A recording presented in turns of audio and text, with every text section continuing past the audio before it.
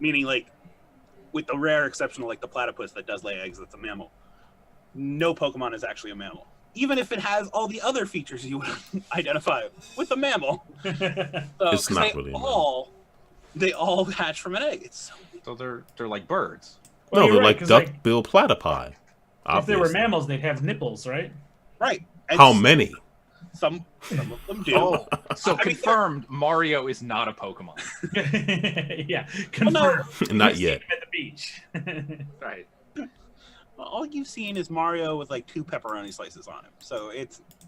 Oh, like, so he's trying to deceive the public. He's like, I swear, don't put me in the ball. I mean, he really hasn't said anything but his own name for a while. So. All right. It is Wednesday, May 8th. This is GameEnthus Podcast, episode 376.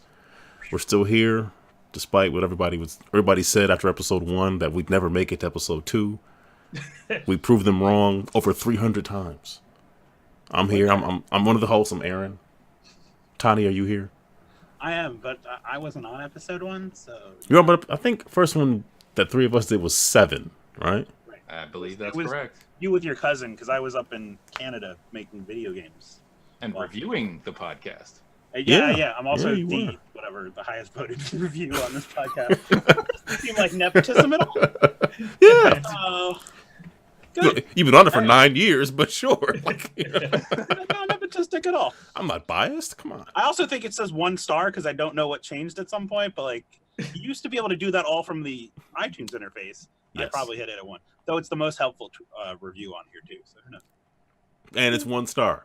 I'm almost certain exactly. That's precisely what we need. Very positive, but a 1 star. A 1 star review from one of the co-hosts. He hates it. I'm definitely listening to this. Mike, are you here joining us this week? I am. I am back from my intentional disappearance from last week, being as I have not yet seen the 2 most recent Marvel MCU movies. So, yeah, I'm back. We've forgiven you. It'll be 3 most recent Marvel. Yeah. Is Spider-Man that soon? Spider-Man is July 4th, 5th, something like that. July 2nd. I think good chance I'll have caught up by that. I hope. Fingers crossed. And I don't want to spoil anything, but I'm just going to say there was a term mentioned in the Spider-Man Far From Home trailer that essentially means everything is a part of the MCU now. So, yeah. So, Detective Pikachu, Pokemon movie, that's part of the MCU. Oh, GameEnthus is. Yep, this podcast, awesome. part of the MCU. Sweet. Where's our royalty checks? Yeah, about we get cameos where we're like different people in every movie. That would be kind of cool. So, anyway, enough about us. We have a special guest this week. He was nice enough to come back and chat with us. I don't know where to begin. Mike Mika is joining us. Welcome, sir. Hey, it's awesome to be here. I wish we would have started probably a half hour before you even went on, because we're talking about all these really cool things that hopefully we get to come back to. But then I also want to just try my best to spoil Endgame as much as I can during this podcast. And the first hint, I'll drop my headphones and walk away. Well, I'm trying to figure out how you exist in a world where you've gone this long, because that's got to be so hard. Yeah.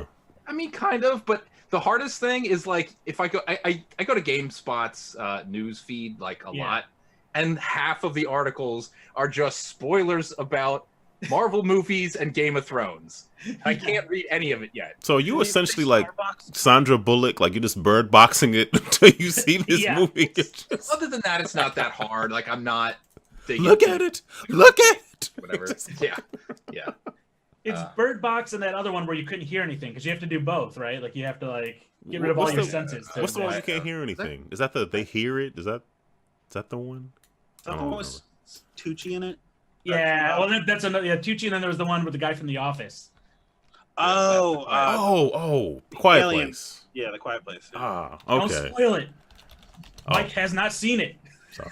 Oh, I fell asleep to The Quiet Place. Yeah. How? I mean, you told us that, didn't you? What's that? Didn't you tell us that story? Yeah. Oh, I woke up at like. How do you fall asleep during that movie? It was boring. It's so quiet. Yeah. Oh yeah, it lulled me. It was just like awesome. I'll just drift away. Wow. I woke up to something quite loud near the end of the movie, and I was like, "Oh, well, I guess that's a spoiler, but I guess the movie's over too, so it's all good." I did it. It was birthed by firework. Can't That believe was- this movie spoiled this movie I was watching. How dare you? Well, honestly, that is kind of a danger when I fall asleep to watching Game of Thrones, and like 4 episodes later, I'm like, "Oh, I gotta backtrack a bit." Oh, that person's dead now. Huh. Who would believe that? I thought Yeah. Ned Stark was going to be the hero of this. Well, when I found out that Sean Bean was no longer on the show, I had no interest in it. I was like, well, I'm done. Well, I'm told it's Game of After the Thrones is first now episode. part of MCU, just like Star Wars. So Ned can actually just project himself into the real world and manipulate anything. So If Ned shows up as a Force ghost in this next episode, that would be pretty amazing. It would just be. just mess with everything. I mean, would given- love Just it. standing next to Yoda. I mean, given what they did in the Last Jedi, I mean, I can't even fathom what they're gonna just roll over this time. Like lightsabers weren't even real, like they were just, we projected those too. Like, all right, bet. Okay, sure. I mean, Well- they're bringing Sean Bean back for Hitman again as an elusive target, is the rumor. I need to play that game. I never finished the first one. I loved it, but I didn't finish You it. should finish that game. It's a shame because I don't think it's sold particularly well, the sequel. Probably because a lot of people like me still need to play the first one. So same with Final Fantasy. So Yeah, it's like an underdog game. Like it's as well as the first one did. I don't think a lot of people think Hitman when they think of like really great games because it kind of just came and went in a way. I don't know. Well, It's awesome though. It's good. And yeah, that's it the was weird really thing good. about Hitman 2 is they released everything at once because they're like, oh, this is what people are asking for. But Hitman 1's episodic nature Helped actually it. kept it Yeah. in the zeitgeist. It stayed relevant for a while. Right. Mhm. So Did like, they- it's Did they drop the second one like the same week as Call of Duty, like they did with the first one, and then wonder why like this isn't working out? Yeah. close to it. Like, yeah, because I mean, we played it at Extra Life. I can see how they wouldn't know because Call of Duty is so beneath the radar. Who knows when Call of Oh, Duty but drops? this was also last year was also the year that Call of Duty came out in October. That's true.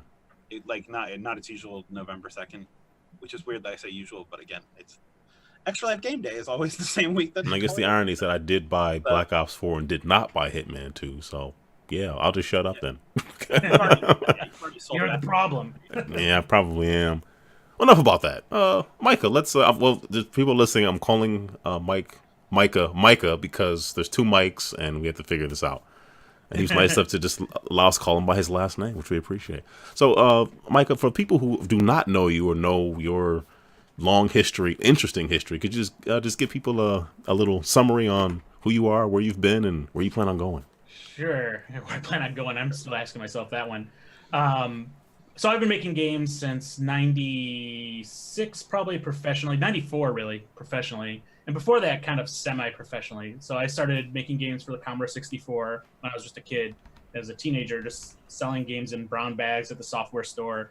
And that kind of grew into just working on bigger games over time. I was born and raised in Michigan, outside of Detroit, and spent a lot of time there in the whole BBS gaming scene. And was when I graduated from college that I started to take game development seriously, because I went to school to actually be a screenwriter, and then they shut down the film department in my 4th year of college. So then I was like, what am I going to do? I've been making games all this time, so maybe I'll try that out. So I started just working on games for PC, and then Atari Jaguar, and then Game Boy, and from there, every platform since. So I've worked on pretty much every franchise for the most part. I've worked with every major company from Electronic Arts to Sony to Microsoft to Activision, all of them. Many Japanese companies, Konami, Capcom, the whole roster. There's Sega and all those guys. SNK just recently even. So I've been kind of just doing that for a long time. I started life as a programmer and designer, and now I'm studio head for a company called Other Ocean and Digital Eclipse. They're both sister companies. Other Ocean focuses on things that are pretty much anything really. Like we're doing the medieval game for Sony PS4. We've got a big reveal tomorrow with more gameplay of that. And then we're also on the Digital Eclipse side, we do a lot of classic game collections. So we did the Street Fighter 30th Anniversary Collection, the SNK 40th Anniversary Collection. We're working on the Samurai Showdown Collection. And what else did we do? We did so many. Oh, we're working on stuff for Intellivision as well, the new Intellivision coming up. And then Microsoft, we do a bunch of stuff for. We're doing a project right now called Project Tank Ball, which is, it's in a partnership with the Mixer guys and also the guys from Tested.com, which, if you're familiar with the Mythbusters, Adam Savage started a website called Tested.com where they make crazy things. And so we partnered with those guys in Microsoft and Mixer to create this robotic tank game where you log into Mixer and you take control, you warg into a tank, and you play these games against each other. And one of the games is like a soccer game that's kind of based off of a game that we made called iDarb, which was an all-sport weird game for Xbox. And then we just kind of experiment from there. So we built these tanks from scratch. We gave them the ability to let you take full control of these things. And we're trying to see what happens next with these things. So we're doing that. And then outside of all that, if that wasn't enough already, I'm on the board In your free time. In my free time. The Video Game History Foundation. I'm on the board for that with Frank Cifaldi. I also do some work for television and film. So I've consulted on a show that's hopefully going to make some noise soon. It's called Glitch Text with Nickelodeon. It's a show about these kids who, basically because they're so skilled at gaming, they're kind of like Ghostbusters. When things start to glitch, they're called in to basically, like Ghostbusters, you go after these glitches which break out into the real world. And you have to put them back into the system, sort of thing. So that's going to be coming up. And then also I'm working on a feature film I can't talk about yet, but it's for 20th Century Fox, and it's also a video game related thing. Wow. And that's only half the stuff. When do you eat? Okay. Wow. I was always wondering what the relationship between Digital Eclipse and Other Ocean was. I know you were in both, but I didn't know. Yeah, so Digital Eclipse was the company. When I moved out to California in 97, 98, I first moved out here and I was writing for a game magazine called Next Generation Game Magazine, which was one of my favorite game magazines of the day. And I wrote for that for about a year. And my goal was to come out and write for a magazine, but use that to meet everybody in the game industry and then make the shift into game development. Because I had been doing game development before, but from Michigan, it was very difficult to get meetings with people and go to all these companies that all pretty much existed in the Bay Area in California. So I made the move out here, met everybody, and then about a year into my work on the magazine, I made the shift to game development. And that first company was Digital Eclipse. And I was like employee number 4 at the time. My good friend and business partner, Andrew Ayer, who I still work with today, he founded that company, and then we brought it from being an emulation company that did Joust, Defender, and Robotron, all these games for Midway, to a very prominent Game Boy and handheld game company, and then to a console company. And that grew from Digital Eclipse. It's such a weird history here, but like Digital Eclipse grew into a company called Backbone, where we merged with some other companies and just kept getting bigger. And then Backbone, which did Super Street Fighter 2 Turbo HD Remix, Super Puzzle Fighter 2 Turbo, Commando 3, and all these crazy games. We did tons of Def Jr. was a big title for us that we did for the Sony PSP. We did all these things, and we just kept growing. And then we merged with another group and created a company called Foundation 9, which ended up being one of the biggest game developers in the world at the time. So we had Sumo Digital was part of that studio, Amaze in Washington was part of that studio, Shiny was part of that studio, the Collective. We were all one big collective developer. That just got huge, and that was when I had gone for the ride all the way up to that point. At that time, I'm like, this is too big, and I made the jump to mobile, which was at the time was just emerging really because the iPhone just announced the App Store. So I went and helped start a company called NG Moco, which was one of the earliest App Store game development companies, and we did really well there. And after about a year there, it was just the startup lifestyle. I was getting ready to have my second kid. I was like, you know what? I kind of like making console games. So even though mobile was getting really big, I wanted to go back to that. So I met up with Andrew Ayer, my original business partner at Digital Eclipse, and he said he started a new company called Other Ocean, and he welcomed me over here. So I came in, became a business partner in the company, which had just released Super Monkey Ball for the iPhone, and that was doing really well. So from that point on, we just started working on console games, and we got the rights back for Digital Eclipse. So that studio that was part of that big Foundation 9 roll-up went dormant for a while. We went in and we bought the rights back to that. We bought the rights back to Def Jr., one of our games that we created, and a whole bunch of other stuff. And so now here we are, Other Ocean. Digital Eclipse is a separate entity that's like part of a sister company to Other Ocean. Some of us just jump back and forth there, and we've just been doing what we love to do: work on every kind of game we can get our hands on. Okay. Wow. I talk a million miles per hour. No. This is that in as possible. I don't think I've remembered that much stuff ever. I barely do. We have a question in the chat from our friend Ben. He says, any cool nuggets you can share about the upcoming Samurai Showdown collection? Yeah, because you know what? There's a lot of people who, when it got announced, they're like, I have like every copy of Samurai Showdown. Why would I need this? And it's one of these things where we're actually doing a few cool things, and I can't get ahead of the PR on any of this stuff, but I can tell you it's going to have things you haven't seen before. And one of the things that Digital Eclipse does, which I'm really proud of, when we relaunched it, we're like, we want to be the Criterion DVD collection type DVDs. We want to be that for video games, where we have a lot of background information and everything like that. So what we do every time we do a Digital Eclipse title is we treat it like an archaeological dig. We send people all around the world trying to gather materials of things that people have never seen before. Wow. So we go and we find design documents. We visit employees that work for the company at the time or worked on the game. And we go through tubs of stuff they have in their garage. We do all these things to try to find things that nobody's ever seen. So every game we've been pretty successful at that. I remember with the Street Fighter collection, we found in Capcom's archive a screenshot of the NES Street Fighter game that never came out. And people have been they've been trying to find any evidence of that game, and we found it. And we found some other stuff there too. So the Samurai Showdown, we're doing the same thing. We found a treasure trove of things. And we also are adding in things with the Digital Eclipse style products where we're doing video documentaries that are part of these games as well. So you're going to be able to go in there and get these are basically modern day. We just went out and interviewed all the team members that are still available to talk to, and we gathered all these new bits of information. We did full deep dive interviews with every member of the team that we can get a hold of. And during that process, we discovered there's things about Samurai Showdown that have not been discussed before or even seen before that we're able to bring up. So that's what we're really excited about, because you're going to be able to play. It's just like Street Fighter. You're going to be able to play online. It's got the whole rewind system and everything like that, so you can have as lag-free of a play experience as we possibly can get on each console. Switch is always challenging because it's a lower power system. You can't rewind as much, but we're doing our best there too.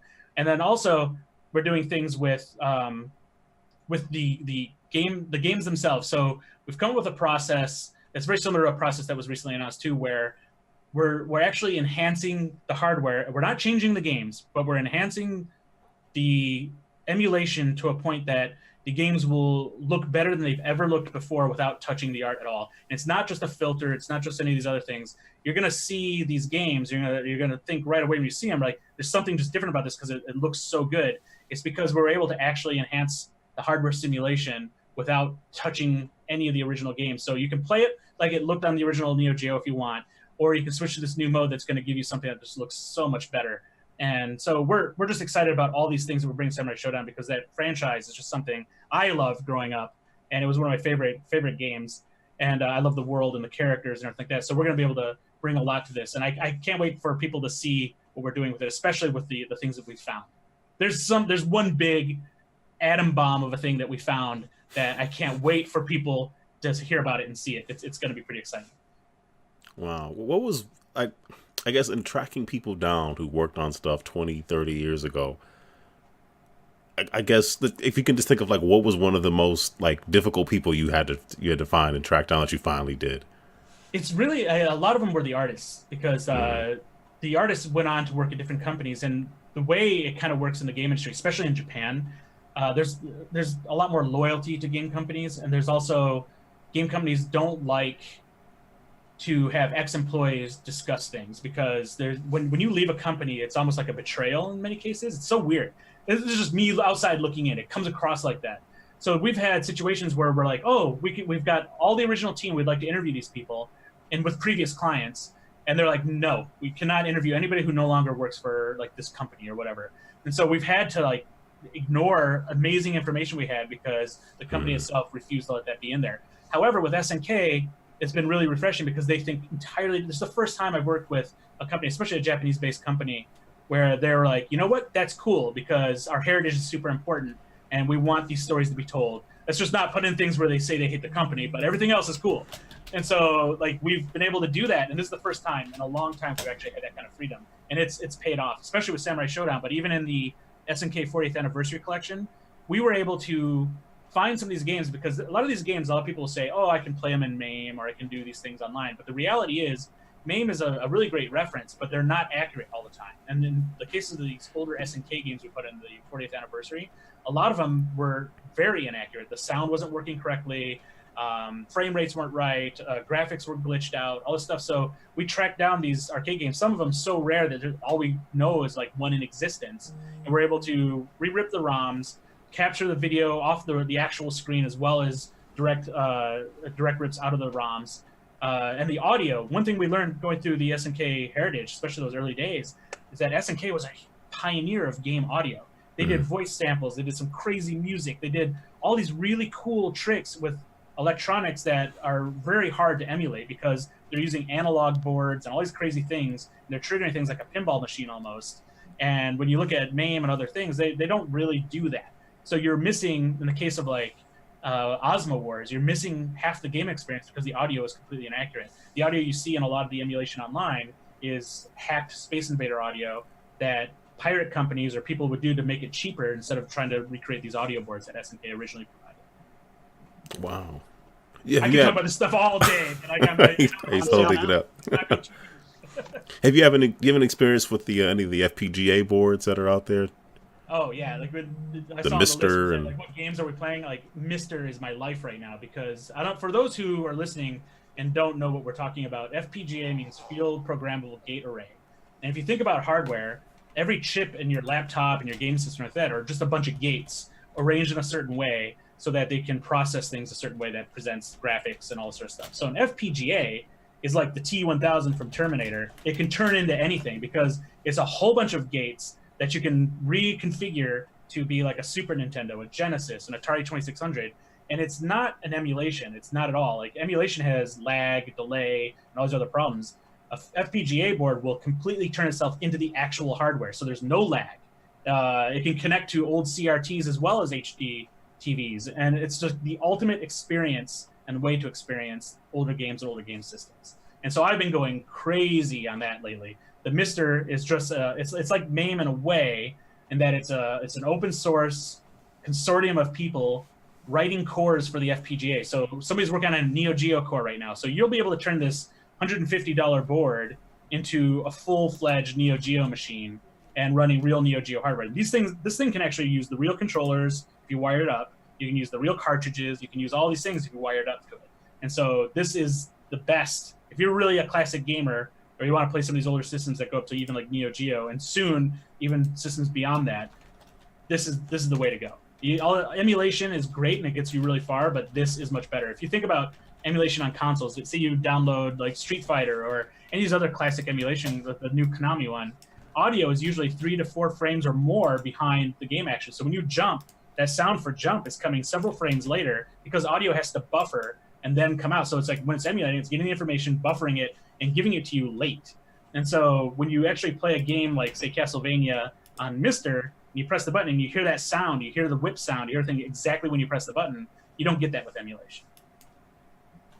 Yeah, I've been tempted to get one. I'm just like, I already have 2 Retrons. I have an old Droid. I'm just like, I can't keep doing this. If you get a Mister, you'll throw those out, because this replaces them completely. It's You'll so also good. spend $300 more. Yeah, that's the thing, because there's add-on boards I know too. Aaron, so you will continue. Well, look, you say $300 more, but then it's like if you buy a Sega SG or an Analog NT or the Super NT or whatever, like, those are really expensive each. They're all FPGA, but those are single system FPGAs unless you root one of them. So this replaces all those and has all the same functionality, which is phenomenal. So it is, if you divide by the number of computers, arcade games, and consoles that this thing supports, yeah, you're spending $2 a console or whatever. That's a rationale I can get behind. Make that argument. Make that argument to your wife next. Honey, could you record it? Podcast it. It could be a secret episode. Honey, if we don't get the Mister, we're losing money. It's just like... You really have to frame it like that because she knows how much you spend on things. So it's like if you say, look, over no, the she next 2 doesn't. years. Nope. All right. That's why I'm alive. Fair enough. So you can just get this thing anytime. What's that? Nothing. Yeah. It's It couldn't be expensive. It's so small. It's the size of a it's cards. I'll put it right next to the retro tink, and it's just another retro tink. It's just, Yeah, no one would know. so it's fine. It's fine. Wow. You've had just all the number of things you've listed. What can you? I guess you mentioned the Intellivision. What is it's called? The Intellivision. I keep forgetting the name of it.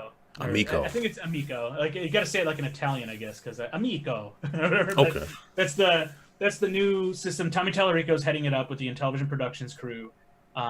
When Keith Robinson, who was pretty much the guy who ran Intellivision Productions since the old days. Rest in peace. Rest in peace. He passed away, and he and Tommy were always talking. They're good friends. And they've been talking over the years about like what it would take to create a new Intellivision, get in the market. And so really when Keith passed, which we're all friends with Keith, he was one of the nicest guys in the world. Tommy pretty much took up the mantle and said, you know what, I'm going to do this. I want to bring up the Intellivision. It was one of his childhood was Intellivision. Mine was like Atari, and my best friend had an Intellivision, so we would just always alternate, but he wanted to do something with it, and it meant so much to him. So he figured out a way, and so he raised money. He's building the new Intellivision console, the Amico, and it's taking some cues from the old Intellivision, but it's also all new as well. So there's going to be a lot of new games. Recently, they announced the Earthworm Jim game. I'm on the board for that system as well, and so we're really trying hard to make sure that the games that we're lining up are not games that somebody's going to look at and say like, oh, this is like a flashback or this is like a whatever. It's really not. The hardware is not that. So we got to make sure that the games that are on the system are not that as well. Wow. So there's going to be a lot of original games and a lot of new games based off of familiar IP. Yeah, I don't really think I played much Intellivision. I didn't have one. My first system was the 2600. Oh, yeah. So I grew up with the 2600 as well. And that's what I cut my teeth on. I knew of it. Like the Atari was like Nintendo of the day, and the Intellivision was like Sega because they had all the sports games. And so I remember all my friends who were big sports fans would get the Intellivision, and all my friends who were space and adventure kind of fans would get the Atari, or more like space and action game fans would get the Atari. So that was me. I was more of an action gamer. Yeah, I guess that's why I had a Super Nintendo, not a Genesis. So, so back when I had one system and was happy to have the one, I guess. Yeah. Oh, those days. And you cared about every game you had. Like every game was a masterpiece. It could be the worst game ever. You're like, this game is awesome. It's what you have for the next 6 months, if not more. So I save up for the next one. This is what I have. Exactly. Lester the Unlikely is going to be my favorite game for the next Why? Phalanx tells a story if you look at it hard enough. You know? Yeah. There's an arc to his character. Lester the Unlikely. Oh, wow. That's the only reason I played through Green Dog. Yeah, exactly, right? Jeez. That's another one. Green Dog. I remember buying Green Dog. I eventually got a Sega Genesis because I really wanted to play NHL, all of them. And so I got a Genesis, and like I remember going to the store and being like, oh, they're out of NHL. They're out of all these things, but they have Green Dog. Like, just like NHL. I mean, why same not? game. And so I bought that, and I was like, God damn it! Like, why did I buy this game? Yeah, I mean, that happened. I mean, we had magazines and things, but mistakes were made. Yeah, we didn't have the internet, right? Like, where people immediately betray a bad game, like before you even know it's out.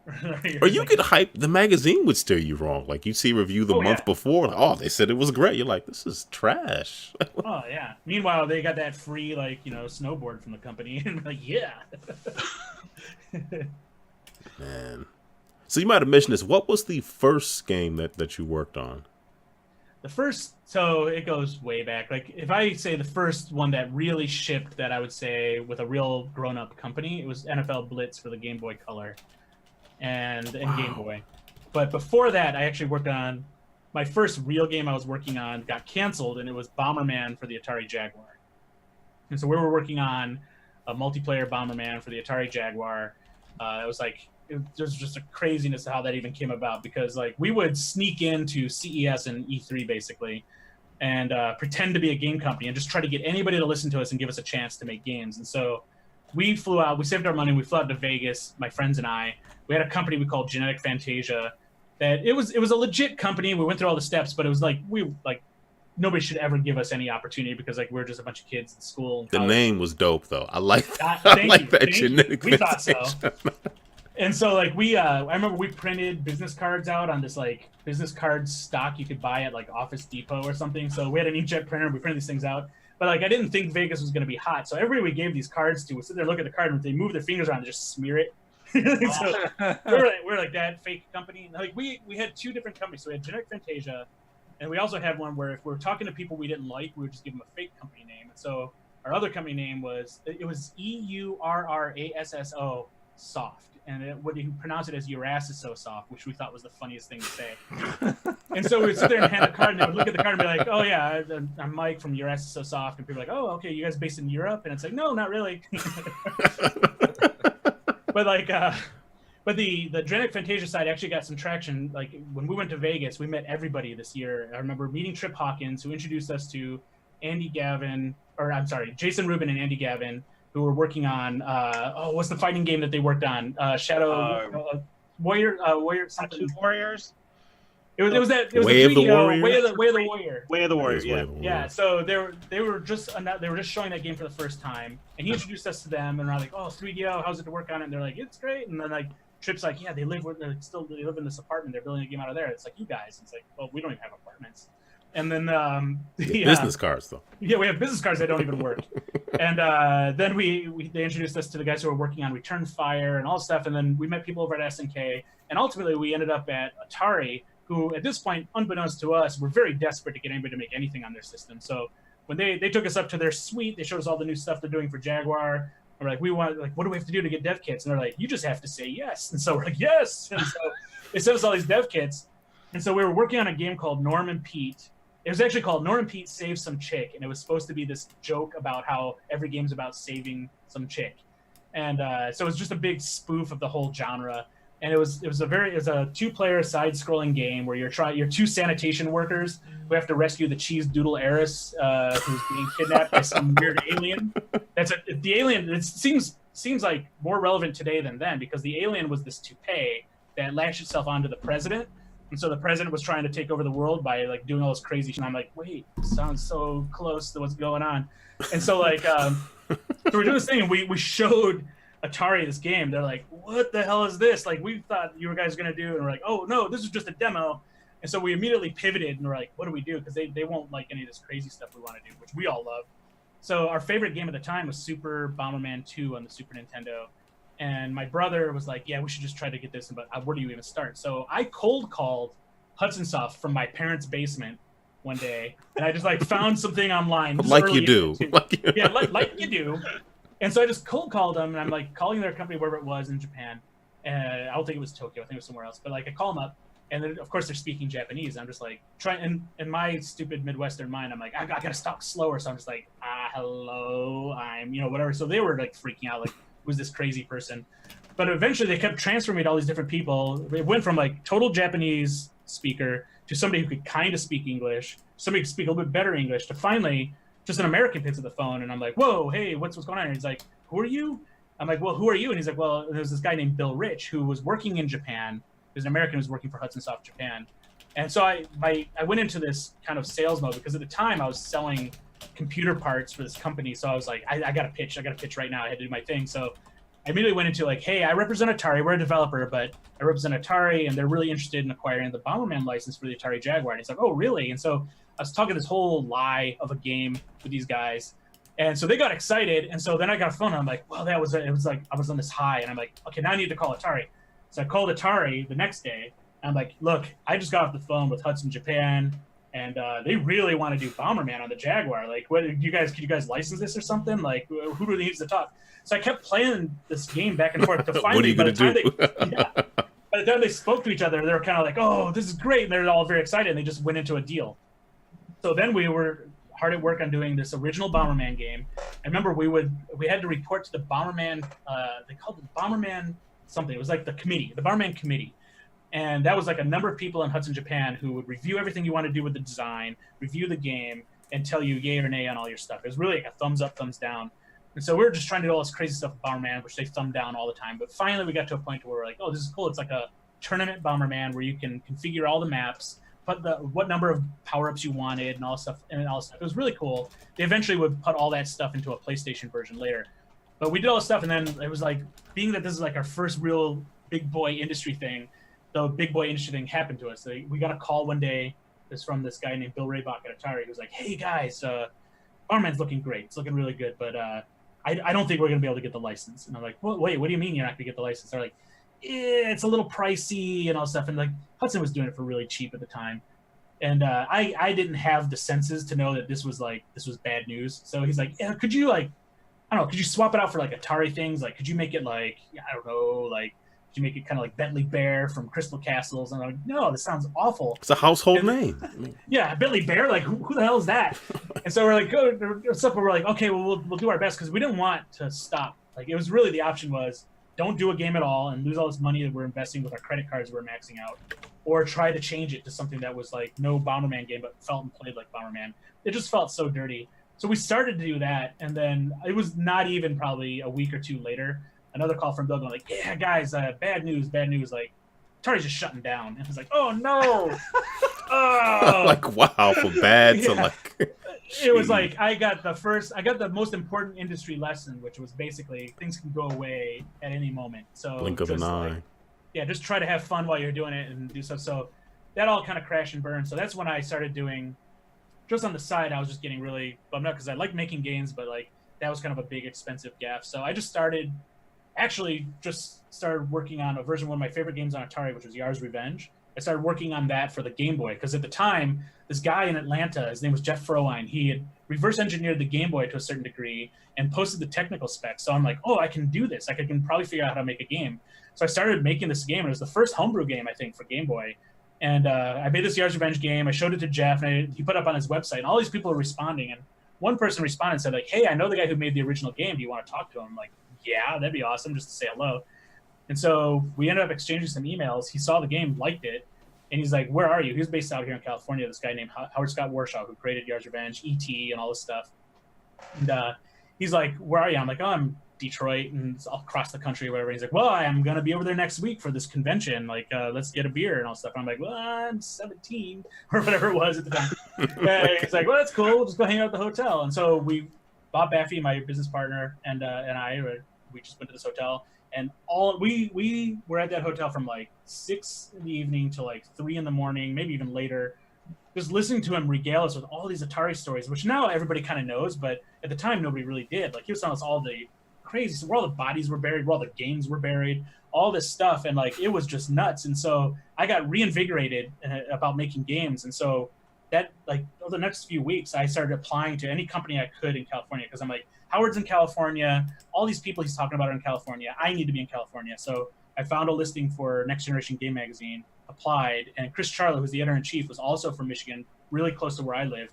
He's like, "Oh, you're in Michigan, like that's awesome, like I like people from Michigan." So he like flew me out, had a great interview. Within a month I was out here writing about games, doing stuff, meeting everybody, and then that's just where it all kind of kicked off. I was making so many games. I was making NFL Blitz while I would work on the magazine during the day, and at night I was programming NFL Blitz for Game Boy. So I would just like not sleep, and I did that for like 3.5 months. I was too naive and too dumb to know how long you should take to make a game. So it's like, oh, I can do it in 3 months, sure. And so I just did it. And so I would do that. And I remember Midway sent 2 testers out to test on site. And so they flew out, and like I remember going to the airport, and they're like, "Oh, where's your office?" I'm like, "Well, I live in a 1-bedroom apartment with my girlfriend, so you're gonna have to get a place. And also, I'm doing this other job during the day, but don't tell your people." And so it was just this really horrible experience where like, I had to pretend to be this like company that I wasn't. But at the same time, they're liking what they're getting. There was just one big problem with, I think, NFL Blitz being my first real professional game, is I knew nothing about football. So I remember like, it's a good thing you make. Well, does that make a difference? Yeah, like, this is why like people in the industry call me NFL Mike as a joke, because like I know nothing about football, and my first real game was a football game. So like, I remember I was at the magazine during the day, and like this writer who I work with now, he's in the office just over here on the development side, but he was an editor back then, Tom Russo. He was Tommy Glide in GamePro, and he was behind me, and I got a call from Midway who was like, "Hey, you know what? Like, we're testing the game here, and safeties don't seem to be working at all." And I'm like, safety. What is Like, the so I covered the phone. Yeah, I leaned over to Tom. I'm like, what the hell is a safety? Safety. And he explained it to me, and I'm like, oh, he said I went pale because like that was gonna be a lot of work, and this game was supposed to be done. And I'm like, I didn't even know safeties existed. So I'm sitting there like, Tom, oh yeah, it's just a bug. I'll get it fixed. And like, I worked like 3 days straight. It took some time off from the magazine just trying to get safeties in the game. There are safeties in Blitz? There are. There's safeties in football for all Well, I yeah, know. but- That was news to me. I know. I don't know if they do. I know that position exists, but I'm just trying to think in Blitz. Like, wow. All I remember, and look, I am terrible about football rules. So all I remember was like, you tell me, you get the ball, and if you run back into your end zone, is that what you had to do or something like that? And like, Then you kneel. yeah. Get put to the 20-yard line. Well, you have to be. But it's You have to have gone into the end zone, your own end zone, Yeah. of your own free will. Like Yeah. if somebody tackles you on the 1 yard line and pushes you into the end zone, that is not a safety. If you run into the end zone and you are tackled, then it is. Okay. Yeah, that was very hard to do. Yeah. Oh, it's I'm glad the you cleared nuances that up. is pretty amazing. And I learned the rules of football by playing Joe Montana 93 on the Genesis, and I didn't understand what I was doing for like 6 months. I just found it hilarious when I the can't entire believe team it. ran into the end zone, and I'm like, I don't understand why they're all doing this, but hey, it's funny. Wow. And now it's like my second favorite sport. So. It's cool. I like to watch it. I just don't know what the hell's going on. I kind of know because I finally did a game, and I would later do some Madden stuff and everything like that. So I got to a point in my career where I actually understood football to some degree, but like and I just looked at it like a chess game. I'm like, okay, here's all the rules, here's all the stuff, and here's what's fun about it that people like. And I would try to synthesize that into gameplay and everything. But for the longest time, it was just kind of like getting in the game show. I'm like, why do people keep wanting me to make football games? Because if you make one game based off anything, the game industry wants you to make 200 of those. Yeah, you've been typecast. Exactly. You're typecast the minute you like make one of these things. So how did you work on like the AI if you didn't understand football? Was there no AI in Blitz? There is. So like, the beauty was I had the source code to the arcade game. Oh, okay. So I actually learned a lot about football and a lot of not football from looking at the source code from NFL Blitz because it's very arcadey. And so I was looking at like the plays and what the AI would do. And so I was actually just translating that AI, and if it behaved the same way, it was good. But the problem I had is like the Blitz was made for a PC style architecture, and the Game Boy was this 2 megahertz machine that could barely process anything. It's like it's so underpowered. It was like less power than like watches at the time and stuff. So it was like this really hard thing to get to do stuff. So the NFL Blitz, it got some pretty bad reviews when it launched. It had some good ones, but mostly bad because it was so slow. Because I was trying to just translate the AI. I didn't really optimize it. And the other thing was like I agreed to 3 months when that game really needed probably 8 months. And that was just me just completely being stupid and naive and being like, yeah, I can do it. Why not? And the thing is, I didn't learn that lesson because then I would do clacks later for Midway. And they're like, well, if you want to do clacks, they let me have my choice. Like, what game do you want to work on? I love the puzzle game clacks. I'm like, I want to do clacks. And they're like, well, clacks is not a big title, but you can do it, but you have to do it in 6 weeks. Otherwise, we have to get the slot away to another game. I'm like, all right, I'll do it. So that ended up being 6 weeks. That was probably the shortest game development cycle I've ever been on. But it actually turned out great. That game scored well and did pretty well. So I guess if you were at a magazine, a publication, like, is there like if everybody didn't know what you were doing, could you have actually reviewed your own game? No, so that was the thing. Like, Chris Charlie was great because he's like, you can't be here if you're making games. And I'm like, they're Game Boy games. And he's like, all right, we don't cover Game Boy. We only cover the business of Game Boy. We don't cover Game Boy games. I'm like, okay, cool. So that was good. And he was awesome. He would work on clacks with me later because he left the magazine not too long after I left. And he came over to Digital Eclipse and we worked on so many games together. Now he's over at Xbox, head of ID at Xbox and other cool things going on at Xbox now. Wow. Oh boy. I'm just stealing this whole conversation. No, so it's so interesting. It's good to Oh, hear. good. I'm looking for like Mike over there sleeping like he's binging. Well, This no. is why Mike doesn't have a camera, so he can do that. Yeah. And we would never know. We would never know. Wow. I hate to ask. I mean, I guess did any of us have anything that could compete with that? Mike, why don't you go first? I can go Mike, all what night. assault suit? What have you been up to?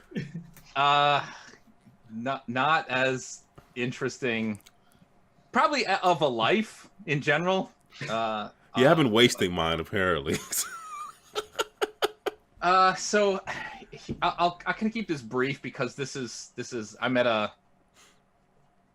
This isn't complete and it won't be for a long time. But the aforementioned friend of the show, Ben, some time back, decided he no longer needed this arcade game shell that he wanted out of his house. So I now have this. So thank you, Ben. And I've been trying to decide what to do with it for some time. And that arcade joystick thing that I built almost 20 years ago that Tiny has. That was in my it. basement for 5 years. Yeah, it was. In multiple houses for some time that I have now back. I mean, that's kind of like something I could use. I would not use it as is, but I may be able to temporarily use something for that. But one of the conundrums I had was like, what do I mean, I kind of know what I want to play on it, which is essentially Street Fighter and Donkey Kong.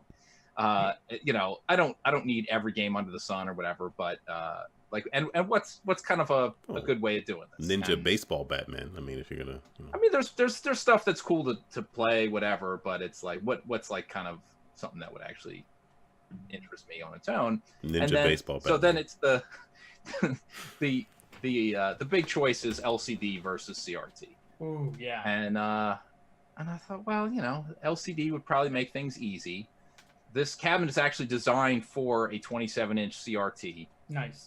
That is what it was like. It's not like an actual arcade thing, a custom something arcade. I don't know. I forget the name of the company that makes it, but you know, they still make it, and yet you can't get a 27-inch CRT unless you're ripping it out of something. Yep. So trying to figure out what to do there. What I wound up doing is saying, I think what I want to do is get a CRT for it and use a modded original Xbox to power the games I want to play. So I was able to get a CRT for free off of not Craigslist, but Facebook Marketplace. That worked out pretty well, and it has all the inputs that I could ever want for a standard definition television. Got the modded Xbox, and is it a PVM or just a regular CRT?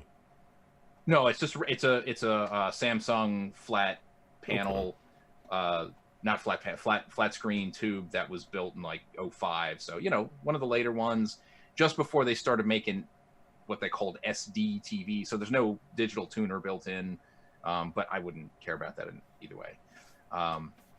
So I got the Xbox, and sure, I could probably do it myself if I wanted to waste a lot of time, but I figured it'd be easier, and I would more likely get this project done eventually if I just bought one from somebody, pre-modded, preloaded, upgraded hard drive, you know, the whole 9 yards. Yeah, the modding is easy. The hard drive part takes a little more time. Well, and getting I read through all the tutorials and watched some videos, and I was like, how active is the emulation scene on the Xbox still? I mean, it was great. It's pretty wild. 15 years ago, it was. Yeah, it's even I mean, better. how does it compare to say like a Raspberry Pi now? Like, I'm just curious because there's more activity on Raspberry Pi at the moment. Well, I'm sure it's got less power overall, but it does CPS2 apparently just That's fine. Right. I have not. I had one a while ago. I just didn't remember. I don't remember how well it was compared to like now. Yeah, I haven't played mine in years. My assumption is that it cannot handle CPS3 because when you go to load up Street Fighter 3, it's just the Xbox game and not the actual arcade ROM. Well, that's fine. But yeah, it's like whatever. But the guy I got it from had set it up, and thankfully I actually answered some of these questions. I plugged it in using my component cables, and the image was totally messed up, flickering, double image, just totally whatever. But I was able to see enough that I changed the dashboard to something that I could see. It was just a split image down the middle.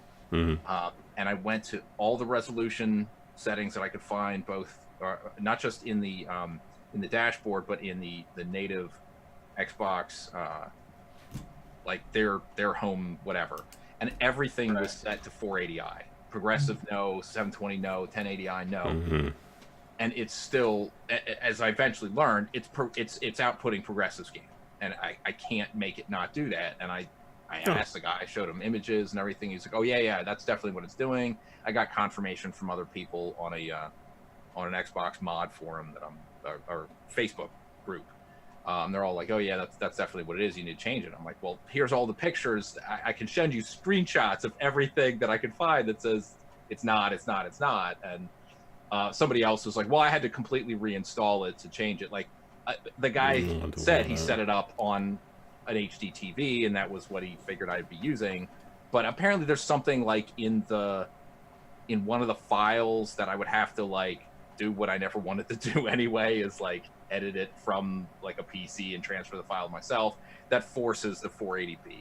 Mm-hmm. So I just said, you know what, like I don't know what happened to my composite cables. Like they just disappeared over a decade ago. I don't have a clue. But rummaging through, I found an RF switch that I bought for my Xbox because of taking it on trips and needing a way to hook up to hotel TVs back in the day. RF? Yeah. Really? That's the way you had to do it for the Oh yeah, a lot of hotel TVs. There was no other option. There's coaxial. You could go into the coaxial with it, and like that's the way to get in. That's it. So I hooked that up, and I got a fuzzy, but the image that I needed, which was a single screen. So I said, okay, I'm set. Here's what I'm gonna do. For $6, I'm ordering an S-video cable off of eBay, and I'll live with that. I mean, the difference in quality between component and S-video on 480i is not going to be enough for me to care. And you're doing it because you want to play these arcade games, which ultimately, I'm putting my digital Eclipse hat on. Ultimately, that was the original artistic intent, was to work on a CRT. So a lot of the palette and color is designed to achieve the effect it does on a CRT. It doesn't work on an HD TV. So you'll see all that stippling that was meant to be a gradient color. You lose all that on HD. So you're doing the right thing for these older games. So I haven't got that cable yet, but once I do, I'll double check before putting everything in. But I'm not doing the monitor on its side thing. I'm just going to run it. It's going to make it real easy. The size, it's actually a 24-inch TV, so I don't have to disassemble anything. I can just leave it in its shell, throw it right through the hole, make my own custom bezel for around the screen, and it'll conceal it and turn out real nice. So now that I've got the guts, I've got the screen, I'm trying to figure out controls, and it's led me down this insane rabbit hole of watching YouTube videos about leaf switches and it's like, wow, I never knew like not just like how the original ones were, because all I ever had was micro switch buttons and sticks, and it's like, well, then there's actual leafs, and then there's the Raleigh leafs, and then there's the micro leafs, and then there's the soft touch micro switches, and I was like, I don't know. Why can't I just go to a store? Like when I got a mechanical keyboard, it was just like, oh, I want to try out the reds and the blues and the browns and see which one has got the sound and the feel that I like. I want to do that with, arcade buttons and sticks. And I don't know of any place to do that. There is none. I mean, I have like a box full of leaf switches and all this stuff for this exact reason, because it's like you can't go anywhere. And so as we have a bunch of arcade machines here in the office, but like each one does stuff different. And if you don't use the right leaf switch for joust, it isn't joust anymore. If you don't do whatever, so it's like we're just nuts and crazy here. But like that's if you just don't get. And leaf switches are hard to get. Nobody really makes those anymore. So yeah. Well, the Raleigh ones seem like a fairly Raleigh. I'm not really sure how it's pronounced. I'm not sure either. But it seems like a reasonable approximation of it. But it also seems like kind of a pain in the butt, and I'm not sure I want to go down that route. As long as it doesn't have that real hard resisting click, especially for like rapid fire or whatever, I'll figure something out. But the buttons seem like I can get there. It's the activators at the bottom of my joysticks is where I'm starting to wonder what's the best way to go. And I've also looked into there's a guy that makes like highly like intentionally authentic reproduction Donkey Kong joysticks 4-way joystick. It's the feel, I bet, and that's $80, and I'm like, I don't know if I care that much, but it would be so cool for Donkey Kong and like Pac-Man. Have you tried? I mean, if you go and play like a 4-way Donkey Kong, as you know, in the arcade, and you play it on an 8-way stick, you can't play Donkey Kong with an 8-way stick. So No. at the end of the day, you're like, yeah, I need the 4-way. But ultimately, Donkey Kong and Donkey Kong Jr. use that diamond-shaped template to make the joystick move in like pure 4-way. Yeah. And like the game was designed for that. So it's funny. Like I saw King of Kong years ago for the first time. And I'm like, yeah. So I started playing like Donkey Kong. But I sucked so bad. I'm like, I used to be good, and I realized it was the 4-way stick because I was just doing emulation. Yeah. So I ended up having to like track that thing down. Mike, I didn't know you had an affinity for Donkey Kong like that. That's I did this thing a little while ago, which was a hack for my daughter called the Donkey Kong Pauline Edition. She was 3, and we would play Donkey Kong. I have a Donkey Kong arcade game, and she really loved it. For 3, she was kind of good at it, and then like. I moved around to like Super Mario Brothers and Super Mario Brothers 2, and she loved Super Mario Brothers 2 because she could play as Princess Toadstool in that game. So, but she was not good at that game, and she was always good at Donkey Kong. So she went back to Donkey Kong, and she was just like, she was playing, but she was kind of like, and I'm like, what's wrong? And she's like, I want to play the girl, and I'm like, this is Mario. This game doesn't let you pick. But then like that night, it just kept haunting me in my head. I'm like, I make games. I should be able to hack this. And so I like the next day I talked to a friend of mine here in the office, and he showed me some tools, and I just spent the next day just hacking Donkey Kong so you can play as Pauline, rescuing Mario. And I was posting my progress on Facebook, and Adam Boyes was a buddy of mine. He was at Sony at the time. He was sharing it, I guess, on Reddit, and then it exploded. It became like this big thing where it says like 2.5 million views on YouTube, the video of it, and all this other kind of stuff. And it was my first taste of like things going viral. It happened during the whole women versus tropes in video games thing with Anita Sarkeesian. yes. So like I all this stuff that I was just doing for fun turned into like a whole bunch of people telling me they would kill my daughter if they saw her, and all this other crazy internet Wow. people do. And People that was are like my insane. crash course. What? The Gosh. internet is full of That's- vitriol. Yeah, Oh, yeah. that's... Wow. But it was great. I ended up like I did the hack on like a Thursday night. I went to my son's charity event at his school. It was this charity event they had to do. It was like this thing at night for parents just to get drunk and spend money. And my wife's like, when we're there, shut off your phone because you always sit there and you look at Twitter and all that stuff. I'm like, all right. But I just didn't shut off, put it in my pocket. It was buzzing all night. I'm like, look, it could be the babysitter or whatever. So like I went over and I just see all these text messages from my friends going like, your story's blowing up. And I'm like, oh no, like what did I say? Usually I'm in these situations where like I can't talk about things, or I'm working on a game that I have to keep secret, or I say something awful on a podcast, which I might do tonight. And like usually it comes back to haunt me. I was freaking out, but then I was reading one friend sent me, and I was like number 2 on Reddit was the story of hacking Donkey Kong, this thing. So like by Monday morning I'm in Good Morning America with my daughter, and I'm like all this stuff. It's just like it was insane how it just kind of blew up.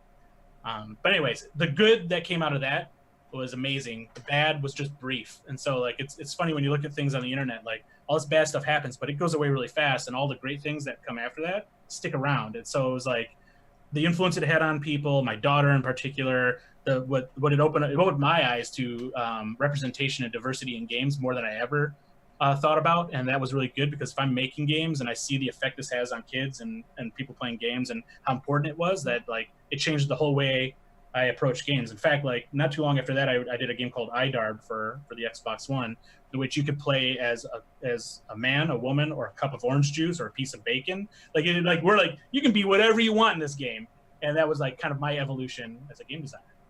That's Including cool. members of GameEnthus. Yeah. Exactly. You were nice enough to put our logo in the game. We really appreciate that's that. how I met you guys, and so many like amazing people who like was part of this like kind of podcast scene and everything that I was kind of getting new to. But this is because it was a game that is very social as well. Like I met you guys, I met so many other groups of people who do what you guys do, and it was amazing to me because there's the positive side of the game industry right there. And it's like all that negative stuff that happened on the Donkey Kong thing, all this positive that came out of it and led to me seeing like where the real voice of gaming really is and all this other kind of stuff. So that's why I'm very happy to be on this tonight. We're happy to have you. I do have to admit that when I mentioned the affinity, I actually meant assault suit. but it was worth it. It was so worth it to hear you tell that story again. So I'm glad.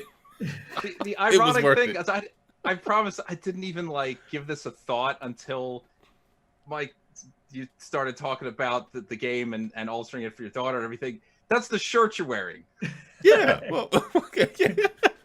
He's for people who aren't watching this live. He's wearing a screenshot of Donkey Kong on the shirt. So. I would start saying assault suit. So we right. can. I'm gonna start saying I'm that. supposed to respond to Micah, but I hear Mike and I can't. Oh, of course, it's your name. Yeah, but it was worth it, though. I appreciate it because there were parts of the story I never heard. So that was there you go. Yeah, that was awesome. Yeah, you're probably about the 15th Mike or so we've had on the show over the years. So there's always some kind of like, we'll figure this out. Tony, you should change your name to Mike.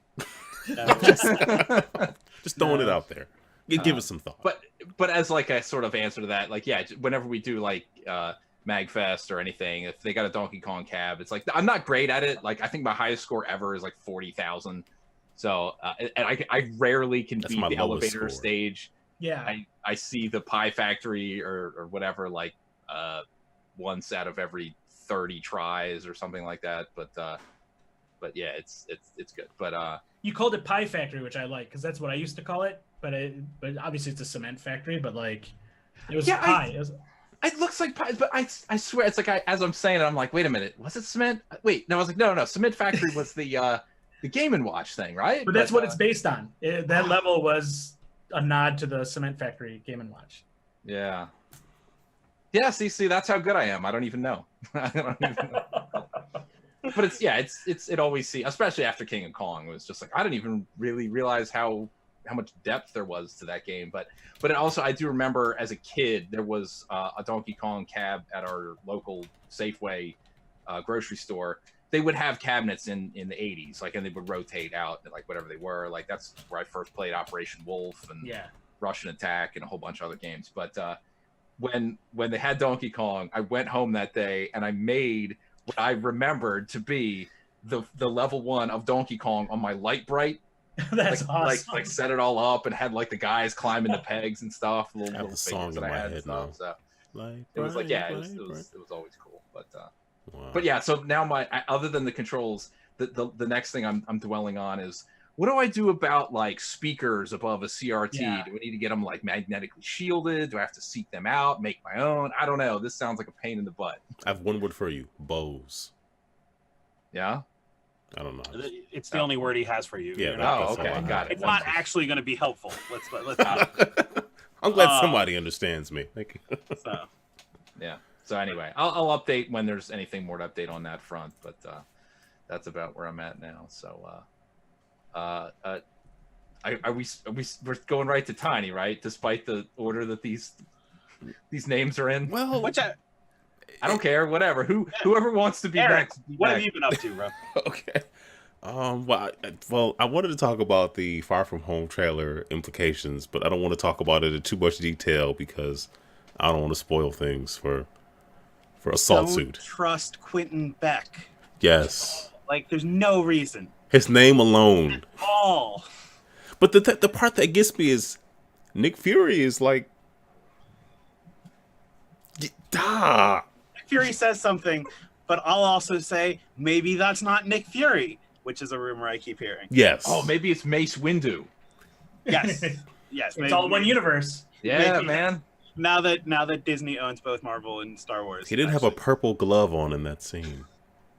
So anyway, there's some stuff in there, and definitely stuff that people who've not seen Endgame yet should probably see Endgame. Yeah, so I'll just keep it to that. I don't want to say too much, but it's just like people got very excited though. Does Disney own Pulp Fiction? Wasn't that Miramax? Oh man, yeah, it could be Jules, right? That's right. Oh, that's so good. Oh, they could have like Into the Jackson verse. Oh, that would be good. That would be something like else. Burger Spider-Man. And you will know. Oh man, that would be something else. This is completely off topic. I was listening to a podcast earlier today. Talking about the Olive Garden, and Red Lobster and just restaurants that. Well, what's Red Lobster? Darden, I think, is the company owns all them. Oh, I did not realize. I knew they were owned by a conglomerate. For any of them, it'll list them all and be like, any of the Darden restaurants, this is worth $5 toward your choice of breadstick or portion of a lobster. Like the Disney Whichever you want. Right. It's I guess it's like I always think everything's owned by Yum Brand because they own so much anyway. But I guess the whole like all you can eat lobster and things like that, where apparently they're selling something called langostino. Are you all familiar with that? No.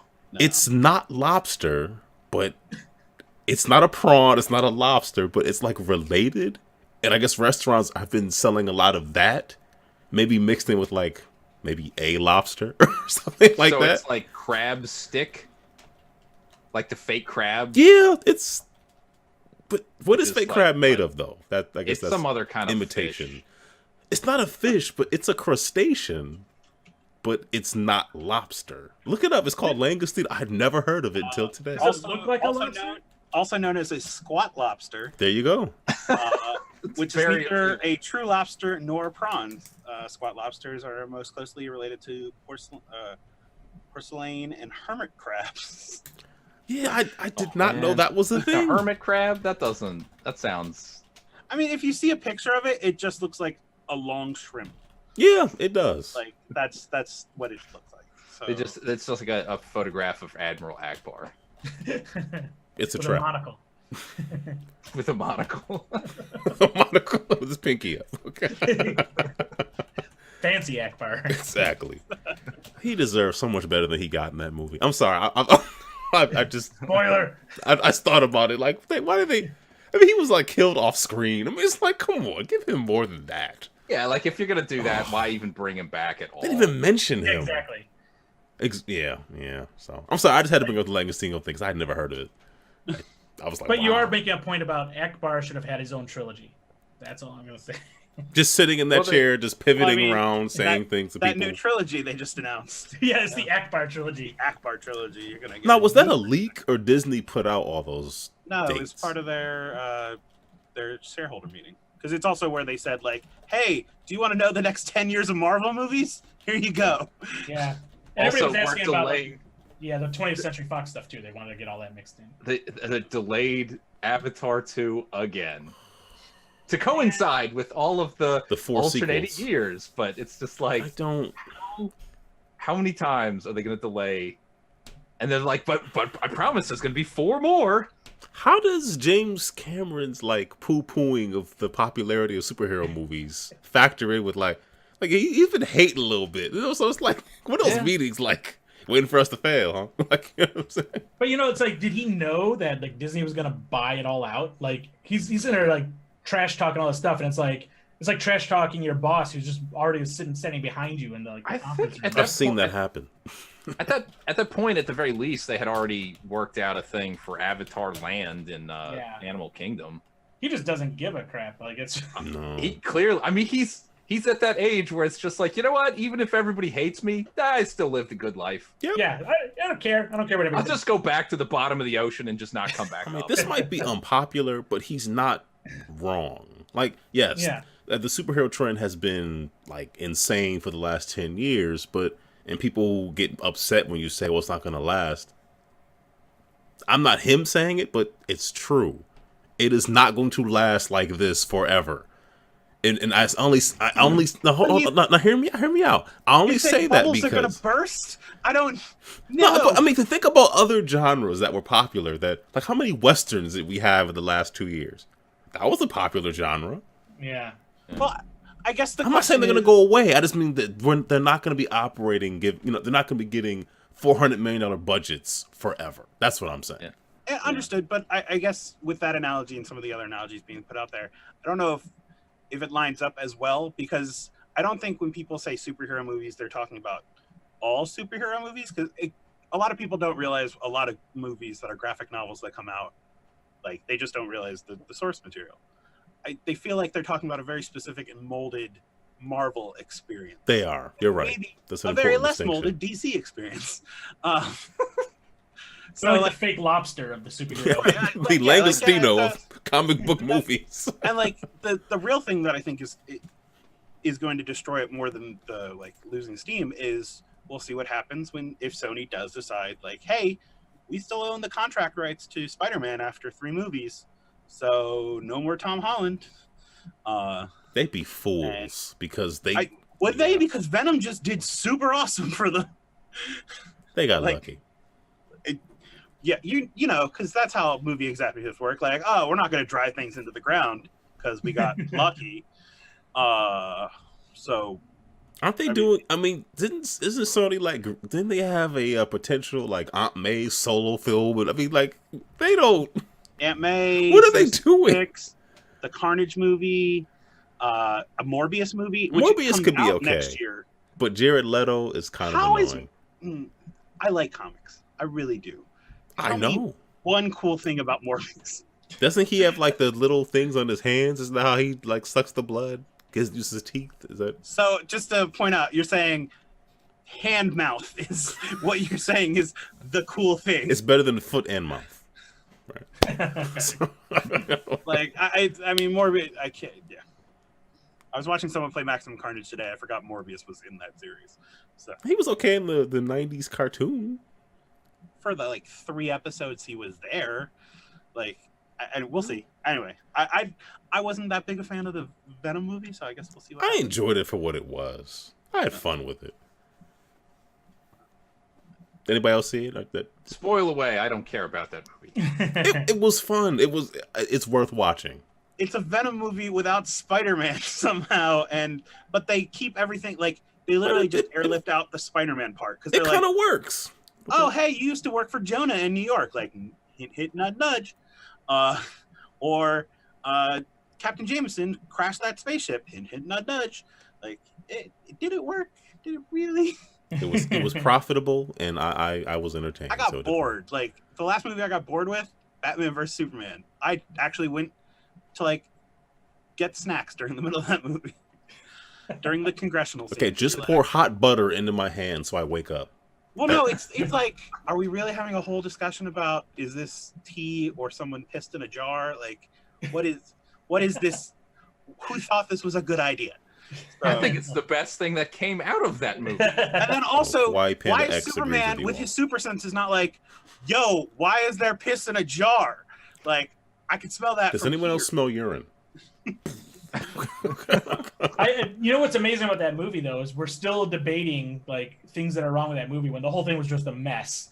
But like we're still talking about why didn't Superman? It's like no, just give up. Like that movie just failed on every level. There was a good 7 to 8 minutes.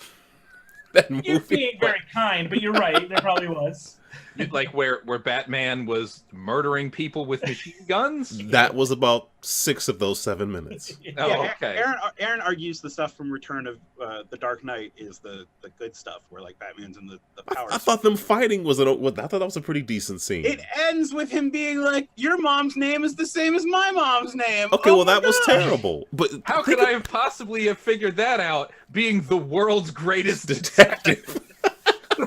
In a city that somehow is like 2 miles away. Right, it's across. You can literally see Metropolis from here. Metropolis. Oh. What a mess. I can see Wayne Manor from here. Anyway, yeah. Which again, not to go into any detail about Endgame, but I feel like there's a scene in Endgame where they replicate that scene. I know what scene. Yeah, Captain America. Mm-hmm. So. Yeah. Speaking of that, the whole they cut the scene. This isn't a spoiler at all. At least I don't think it is.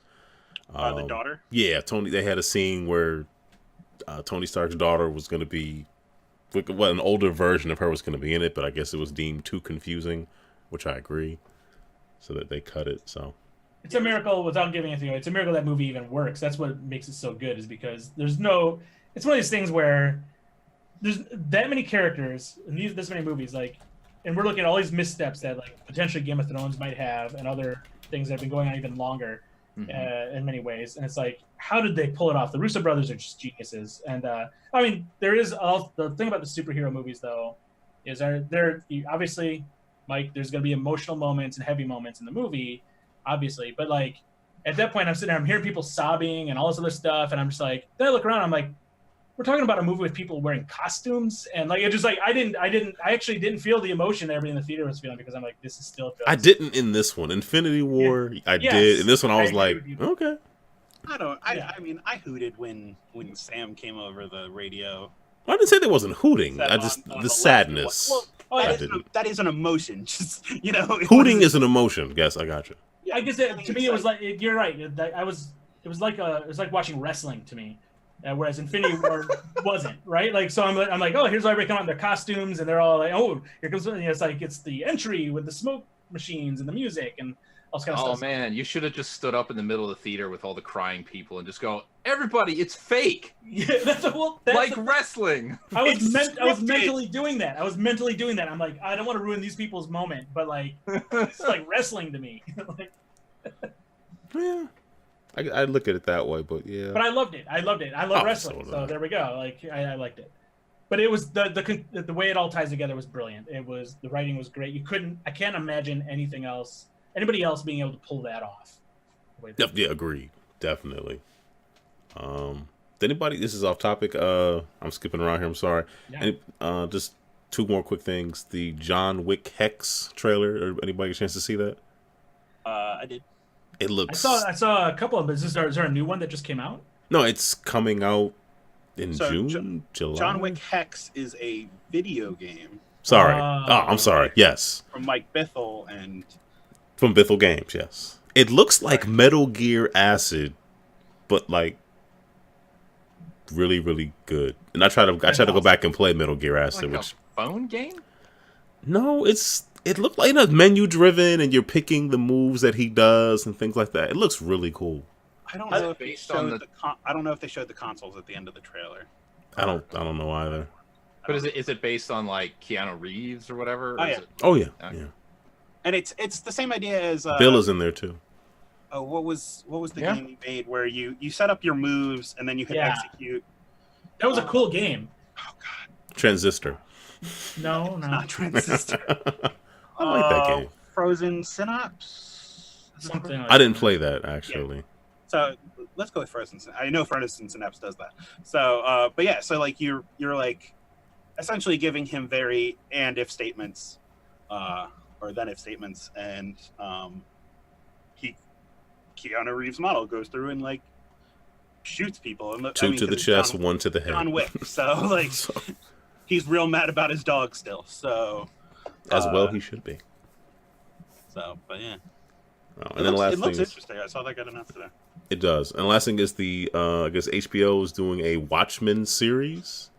Mm-hmm. I watched it, and having read the books. Wait. It's out? No. There's a trailer that came out. I mean, having seen the movie, I own the graphic novel. I mean, I read it all after the fact, but I read the graphic novel. I was very confused on like, what is this supposed to? Like, it looked like, what was that game? Well, remember Gotham City Imposters? Oh yeah. It looks good. It reminded me of that. Like, what am I looking at? Well, so you gotta. This Watchmen is a modern retelling of original Watchmen. Is I believe the pitch. So why were there multiple Rorschachs? There was one Rorschach. Rorschach, because it's weird because it also seems to like take place after the original. It certainly does. But that's a cult. And Don Knotts in that trailer certainly seems like he's probably part of it. That was Don Knotts? Wasn't it Don Johnson? Don Johnson, sorry. Don Johnson Knotts. It's like Don Knotts. I'm like, Don Knotts? Let's look. Yes. Who's this solar guy? So I mean, Ozzy, who? Mendes. There's a lot of questions from that trailer because like I think the thing crashing through the trees you see is Owlman's ship, probably, but like it is not the Watchmen you saw in theater 10. Yeah, Archimedes. It's not the that you saw a decade ago or whatever. It is definitely. It looks good. It looks like something that. I mean, Game of Thrones is going to come to an end. They have 19 different spinoffs, but they need something else, and I will watch it. Well, have any of you seen John Oliver's show lately? Not in a while. Okay, I'll take that. I see all the clips online. Did he do one on Lethal Injection? He just did one on Lethal Injection. but every time there's an interstitial and he's in between segments, he's just talking about how dead HBO is in 3 episodes when Game of Thrones is over. Yeah, he does. It's just an ongoing joke. So I mean, this is what they're, including the 19 spinoffs of Game of Thrones, this is what they're trying to do. So the call centers are going to have all hands on deck as the credits are rolling on the final episode. I would like to cancel my HBO Go. Yeah. And a lot of them will be angry too. They'll be like, I can't believe I paid for this. Yeah, exactly. I mean, but the call centers aren't going to be that busy because there's really only 5 people that pay for HBO Go. It's everyone else that borrows their logins. Didn't President calling their HBO parents. say that he realized people did that? It was yeah, sure, people share their passwords. Well, yeah, they do actually. You're right. Okay. Because they're not preventing people from doing it. Is why. Yeah. All right. Well, that's it for me. Please don't for at least a few more weeks. Exactly. Tiny, what have you been up to? So I'll be real quick. We had a Extra Life event out here in Philadelphia. We went to Tattooed Mom, which is it was an art show and bar. It was a video game art show. This is a bar that doesn't have TVs in it normally, so we brought 3 different TVs with Contraband.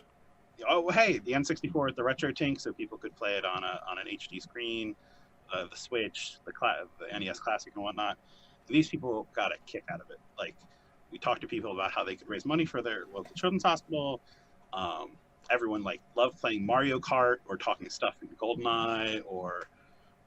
What about Perfect Dark? No one put in Perfect Dark. I brought it. What's wrong with these people? They realize excellence. One and done. No, I mean, Golden. We talked about this a billion times. We did, and it's funny because someone did say, "Oh, weird. We all have to be inverted or not inverted." They were playing GoldenEye, and I'm like, "That's not an issue in Perfect Dark." My co-host would love for you to know this, and then they went back to playing GoldenEye. But GoldenEye is a fantastic game. I'm not played some Pokemon Snap, everything. I forgot Smash Brothers, so we ended up playing Mario Kart on the Switch. So, but yeah, no, it was great. We loved being out there. The production company that put it on was super accommodating. So yeah, we had a great time. There's pictures up on Twitter and Facebook and whatnot. So, and I just submitted my panel detail for what we're doing panels at Wizard World, Too Many Games, Con, and somewhere else. What day is your panel at Too Many Games, or do you not know yet? I do not know that for Too Many Games yet. I know for Wizard World it's on Saturday because I wanted the day that had the most people. So I was like, yeah, we'll take Saturday. So we'll be talking about with Some Call Me Johnny, and then a local board and tabletop gaming store that raised something like $20,000 or $30,000 last year for their hospital. Wow, nice. Despite what you think, tabletop games are awesome. Whatever. The cool thing was, again, they did the piece where it was, hey, here's a $5 to re-roll a lousy roll, or they used incentives in Dungeons & Dragons games or in Warhammer 40K or whatnot, so that people could essentially cheat, and it would benefit the hospital. So we'll be talking about all those kind of different things. So yeah. But that's been about it. Okay. All right. We got some feedback. I, of course, didn't put any of it in the the outline. I'll summarize Robbie 1051. He apparently felt I should have identified other externals or Eternals from Marvel higher than Cersei, including Star Fox, that no one remembers. That's also Thanos' brother, correct? It is. So, and Thanos, he's a Star Fox? deviant. Yeah. You gotta understand. There's deviant Eternals, regular. Long before Nintendo got Fox McCloud and whatnot, this character existed. This is before barrel rolls existed, Mike. Assault Suit, sorry. Cloud. I didn't even remember that was his last name. What, Fox McCloud? No, Fox Barrel Roll. Oh. What was that Atari Jaguar game? It was something McCloud. Trevor McFur in the Trevor McFur. Okay. That's a PS2 game. No, it's not. No, I'm thinking of Rough Trigger. That's awful. That's that sounds like something behind the saloon doors at the video. No, that's a fake Ratchet and Clank, pretty much. Rough Trigger When is. Trevor McFur is your pack-in game for a system, like there's no chance you have. Well, the pack-in was what was that? Cybermorph. Cybermorph. Where did you Cyberpunk. learn Oh, to fly? okay. Oh. Yeah. Trevor McFur was something they tried to get you to hand money over for. Imagine As Wikipedia if said, it was aside from the pack-in game Cybermorph, the only launch title for the system in the region.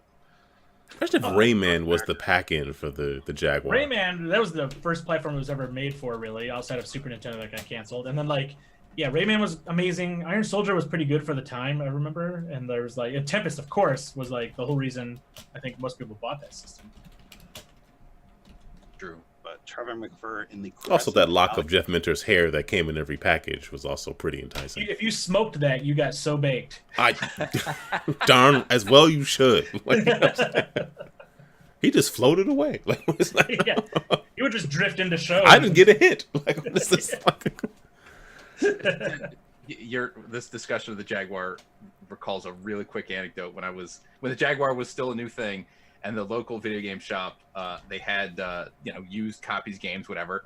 And I had bought a Jaguar from them at the time and was interested in Jag games, whatever. And the guy's grabbing them from the shelf because they weren't like out on the shelf, but it was behind the desk. So he grabs this copy of Kasumi Ninja in box and everything. And he opens it up to verify everything's in there. I said, is everything, game manual, everything. And it had the headband in it. Yes, that's what I was waiting for you to say. And he pulls it out of the box, holds it up in the air, pinching it with the thumb and the forefinger. And he goes, comes with free head lice, and then drops it in the trash can. Oh. I didn't buy that copy of that game. You really wanted the headband. I certainly don't now. I guess this makes sense for the Atari Jaguar. Alien vs Predator was the best-selling game on that platform. That was really cool. I mean, it's hard to play now because the frame rate's so bad, but it was great at the time. Yeah, it did look pretty cool. But I knew one kid who had one briefly, so yeah. But on the other hand, that's 85,000 units sold. Hey, For that's the best-selling game on the platform. Best-selling Jaguar game. As compared to the 24,000 that Trevor... which is also a 1-to-1 cell ratio for the system itself. No, I have no idea. And then everybody got the phone call. Bad news. Yeah. We're Hey, closing guys. tomorrow. You're going to have to take the Alien and the Predator out. redo all the art not to... But they just call it a bunch of Marines. Yeah. You have to remove Rayman. I'm sorry. So, okay, so I'll go Put on. Plock in there. Did anyone else see the new Predator movie? I did. Yes, I It was did. terrible. It's on HBO now, so I watched most of it. Why? I told That you. movie is so bad. I told you. that it ends with a Predator Iron Man suit. It was so dumb. Everybody's a soldier in that movie. People, this is the scientist, or she's the doctor of such and such. She's a soldier. Everybody's a soldier except that kid.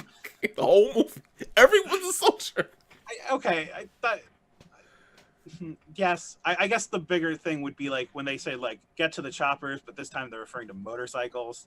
How about the whole retcon? How about the whole fact that they Yeah. try to pretend like the other predators are here to warn the humans? No, they were just killing people. What are you talking about? Are you high? Like, what, how much Minter did you smoke? Okay. Yeah. How many follicles of Minter have you smoked this way? They really tried to retcon it as if like, yeah, they were. It was about climate change. Well, Yep. so Like, this is the problem you see with like predators and like a bunch of different space races. Like, is there a predator scientist somewhere? Like, is there a predator baker? Like, There's a do they predator- not? The full gear and everything Yeah, while like operating on bodies and Yeah, do they not all like go hunt like whatever? Like, I'm super. and then the whole dog thing, like it got shot in the yeah. head and like got rewired somehow. It just.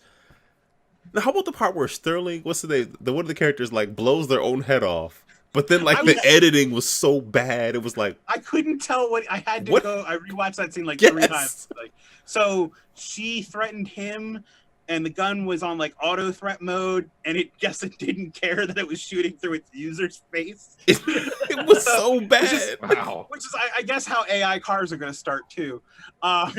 So, like, yeah. Anyway. Yeah, it was so pretty bad. yeah. Anyway, do we want to talk about games? Yes, we do. Mike, why don't begin with you? I know you make games, so I know sometimes that means you don't get a chance to play that many, but well, that's the thing. I really don't get a chance to play that many other than the ones that like we're working on or whatever. So, but let's see, what have I been playing? I was playing through Resident Evil 2 just recently, the remake. And I was actually really surprised how good that turned out. I know this is kind of older now. Like, you guys are looking at some games that are a lot newer now, but like that was new for me just going in and like going back. I love Resident Evil 2 thing on the PlayStation. So playing Resident Evil 2, the remake did you guys play that at all? I have it, and I played the demo. I haven't played it yet. I need to. I played through Leon A and Claire B. So what'd you think? I mean, the game seems pretty cool. It was so nice. Like, with all the upgrades, I felt like it was less scary at points. Yeah, that's true. That's even true. with Mr. X. I completely forgot about Mr. X. Oh. So I don't. And when he shows, because he doesn't really like, he is in Leon A somewhat, but when he shows up in Claire B, he is much more of a problem. Yeah. And now like you're boarding up windows. So like one thing, if you still just use those boards you pick up anytime and like board up the windows, because otherwise you're going to end up with like 10 of them at the end of the game. Like, oh, there's no reason to have this. So, but it's like, I would run back to safe rooms when Mr. X was there. Like, oh God. Are there actual safe rooms from him? I didn't think there were. When I was playing on normal, he cannot enter into a save room. Oh, I bought that unlimited ammo thing too for like $5. Like the unlocks, I was like, "Yep, give me that." If I play, I'm just playing for fun. I don't, yeah. But that's the distraction I think I had was all the new things and also how nice the game looked. It's gorgeous. And like I remember like at the beginning, I went into the gas station and it was kind of creepy. Everything's all kind of set up, but I was walking by the concession stand and I'm like, so I just ended up spending like 10 minutes just looking at what they had as food. And so because I'm like, this looks all really good. And I'm like, what are they cooking today? I would eat this. Hot dog roller. Yeah, like this is fantastic. I forgot about the horror. And I was just marveling at stuff in the shop and all stuff. So it's kind of like this. It was just interesting to me that the game felt so different from Resident Evil 2, but yet still was the game. So I knew the story. I knew it was going to kind of go on, but it was just there was different jumps. There's different things to get kind of freaked out about. It felt very new. It was great. Yeah, I need to play it at some point since I own it. I would like all the Resident Evil games to get remade like that. That'd be great. Oh, that'd be nice. Like, because I would just play front to back and just binge it. Is anybody else gonna buy 4 again on the Switch? Because I have to buy. I know it's why is it $30? Like that does bother me, but I'm a sucker though. I'm gonna be like, it's $30, but here's my money. Okay, It'll be cheaper eventually. I wouldn't. I mean, unless you're gonna play it day will one. be cheaper eventually, but Aaron's gonna buy it day one. So it's RE4. It's buddy, understood. I bought my 5th copy of Final Fantasy X. I understand. I appreciate your support. Thank you. Hey, I will also probably buy RE4. I bought every version of Final Fantasy IV that came out in the US, but every time it was a little different. So it's like I played it again, but there's a little something extra. See, Mike, this isn't helping. I'm sorry, Salsa, this isn't helping at all. Like we're supposed to. You're so support the foolishness. But that's what I mean. If there's nothing different, it is different. It's on the Switch. It's on the Switch. Oh, so it's theoretically portable now. Yeah. Although, remember the iPhone port like 10 years ago that you can't buy. Yeah, a lot of like swiping and whatnot. Speaking the of problem that, I have was like survival horror. Like you end up having people playing in like Starbucks where it's just you can't get caught up in it anymore. Yeah, that's true. And 7 was available via the streaming service in Japan on the Switch. Oh, I didn't know that. Yeah. But I mean, 7's a great. I need to finish that, but I've watched so many speed runs. It's like I've kind of seen it all. Mm-hmm. But I did give them my money. I don't know. Too late now. Yeah, it is too late. Sorry, Micah. You were. Have you been playing anything else, sir? Yeah. Oh, me? Yeah. Or Microsoft? No, that's like everything else I've been playing is stuff I'm making right now because it's really hard to actually get out there and play stuff. I remember hearing a quote a long time ago from Hideo Kojima, and also a Miyamoto quote, almost the exact same thing, where they're just like, "We just don't play other games. Like we don't have the time," and that's what it is. Like if you're not like focused on making the games, you don't really have the time to spend on games. Especially when I have 2 kids, so it's like that makes it even worse. I can't go home and play games that much, especially horror games because I have young kids like 9 and 12. Right. So Resident Evil 2 was just like this thing where it's like, if you could just get them to bed by like 10 or whatever, then I'm like too tired to play through Resident Evil 2. I'm like, God dang it, I just want to play this game. But yeah, so it's tough. How about you guys? What are you guys playing? Oh, I see you have a list here, by the way. It's Super Blood Hockey. I love that game. Yeah, it is a lot of fun. I did my Let's Play of it, and I keep. It's one of those games like I play when I don't know what else I want. I'm like, I'll just play that. It's fun. Yeah, it just takes me back to like the old, just jump in a game, play really quick, jump out, and get satisfied with just that. It is a ton of fun, and I tried it on the hardest difficulty just to see what it was like if I could score, and I scored. And I was like, oh, I'm good. So, but I did put it on medium because easy was a little too easy. Yeah. So I did put on medium. Do you change your lineup? Because you have. It's cool that you can do that though. Like I changed mine to like 2 of the biggest guys and then 2 of the medium guys because the snipers, little guys, when the fight breaks out, they just fall. No, they crumble. Yeah. So I couldn't even do it. So is it like Blades of Steel where there's just like 3 body types, or how? Well, you're thinking of ice hockey. Yeah, it's like ice hockey. 3 body yes, types. Ice hockey, but with blood everywhere. And you can like set the blood initially is fine, but you can like even have like more blood. Yeah, you can get just push it all the way to geyser. Yep. And like the Zamboni will come out during like, well, it's not halftime, but and like run over people and stuff if they're in the way. It's a lot of fun. It's stupid fun. I wish it had online play. It doesn't. It's okay, but it is. Well, that's the thing. Like as a game developer, as a game player, I want online and everything. As a game developer, it's the hardest thing to do and achieve because ultimately, at the end of the day, there's no consistency to online connections, and you'll get blamed for doing the worst job in online. Like no matter what, like you can do the best online game in the world, put out there, and people are like, netcode sucks, and you're just like, God, I just spent like 2 years making that. Like, so I feel their pain. Like indies don't have the time or the budget. That's true. Even like the ability to give the effort to putting online in, it's really hard.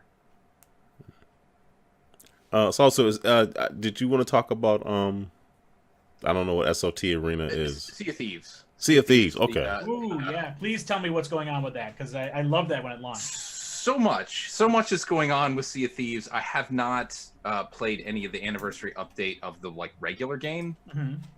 The arena is a totally separate thing that you boot up, and it's essentially a 24-minute timed, not battle royale because it's like you're not eliminating anybody, but it's a limited number of people. I think it's 5 ships. If I remember. Is it a firefight mode kind of thing? Well, so the goal is to score points, outscore all of your opponents. Mm-hmm. Scoring is collecting treasures, turning in treasures, and doing damage and sinking your opponent's ships. So B4. Everybody has the same map, and all the treasure is marked. So you're just racing to I only played the one match, and we wound up winning. And in the last minute, it was like a 20-point differential. So we're just lobbing cannonballs at each other, and every time there's a hit, it was worth like 20 or 30 points or whatever. And we just happened to outclip them by like 2 cannonballs and win in the end. But we happened to the island that we picked had like 4 or 5 treasures on it, and no one else went there. So we were able to pick all of them up, and that's where we learned unlike in the main game, you don't get in that game in the regular game, you don't earn anything until you turn it in. In this, you get points for picking it up, and you get points for turning it in. So you're making progress as you go. So even if you don't complete the whole thing, you at least got something done. And it was really close at that point. But honestly, everybody quit except for one other ship.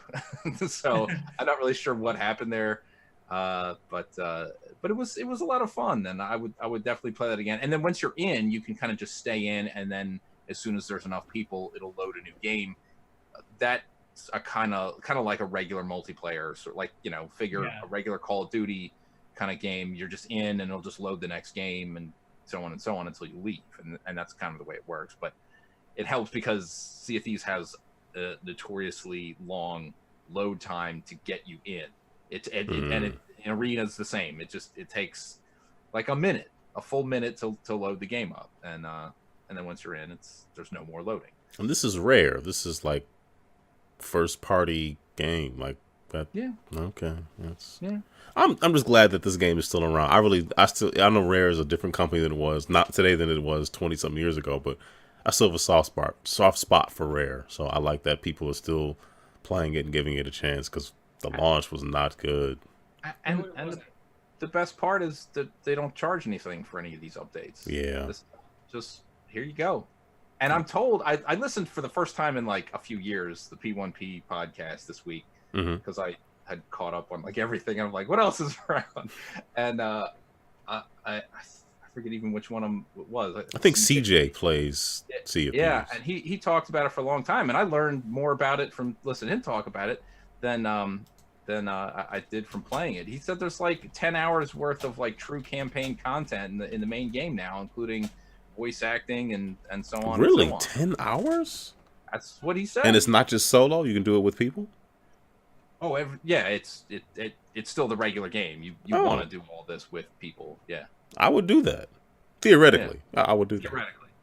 In a bubble. In a bubble. Yeah. Moops. Inside of that bubble that's going to burst all these Marvel movies. Yeah. So, but that's really all I've played, other than the usual multiplayer matches of Rocket League and Titanfall and blah. So, Epic's Eric, Rocket League. You want to go through more of your stuff, or you want Tiny to go? That's up to Tiny. That's Go for it, Aaron. all right. I will do that. Played some Venture Kid on the Switch. That is like a pure, hey, we like Mega Man. We made a game just like it, but it works. It's fun. Controls It's not a well. sequel to Wall Street Kid?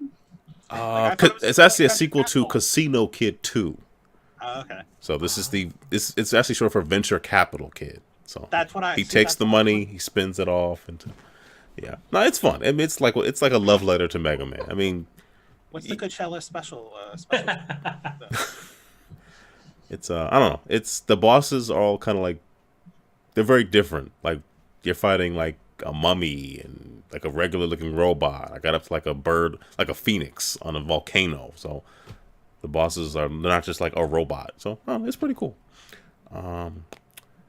A company called SMG Studios. They kind of did this like stealthy, like people whispering, hey, if you DM them, they'll send you a Switch key for their game. And I got in on it, and they sent me one. And the game is called OTTTD, Over the Top Tower Defense. So it's a tower defense game. I played a little bit earlier today. It works fine. It controls okay. I'm just not quite sure like what the difference is between this and kind of any other tower defense game. It's not that it's bad. It's not just over the top? It doesn't seem like it. Is Sly Stallone in it? I wish. Do you have to turn your hat backwards and like put your thumb over your fingers? I mean, you have to arm wrestle just to get the game to launch. So that's it's on theme, definitely. It's nothing wrong with it. I'm just sort of waiting for like, what makes this like, okay, the one thing about it is there's a lot of banter between the characters you pick, because you can move them around to like, if they stand near certain cannons and guns, they'll just sort of heal them and repair them as they take damage. But all the bodies of everything you kill stay on screen, all the parts. So it's just like you just have like the map is clear, and by the time you're done, like the road leading to like your base, which is what you're trying to protect, your tower, it's just littered with just cartoony, jibs and just Viscera. Everything. So maybe that's what they meant. I'm not sure, but it's fun.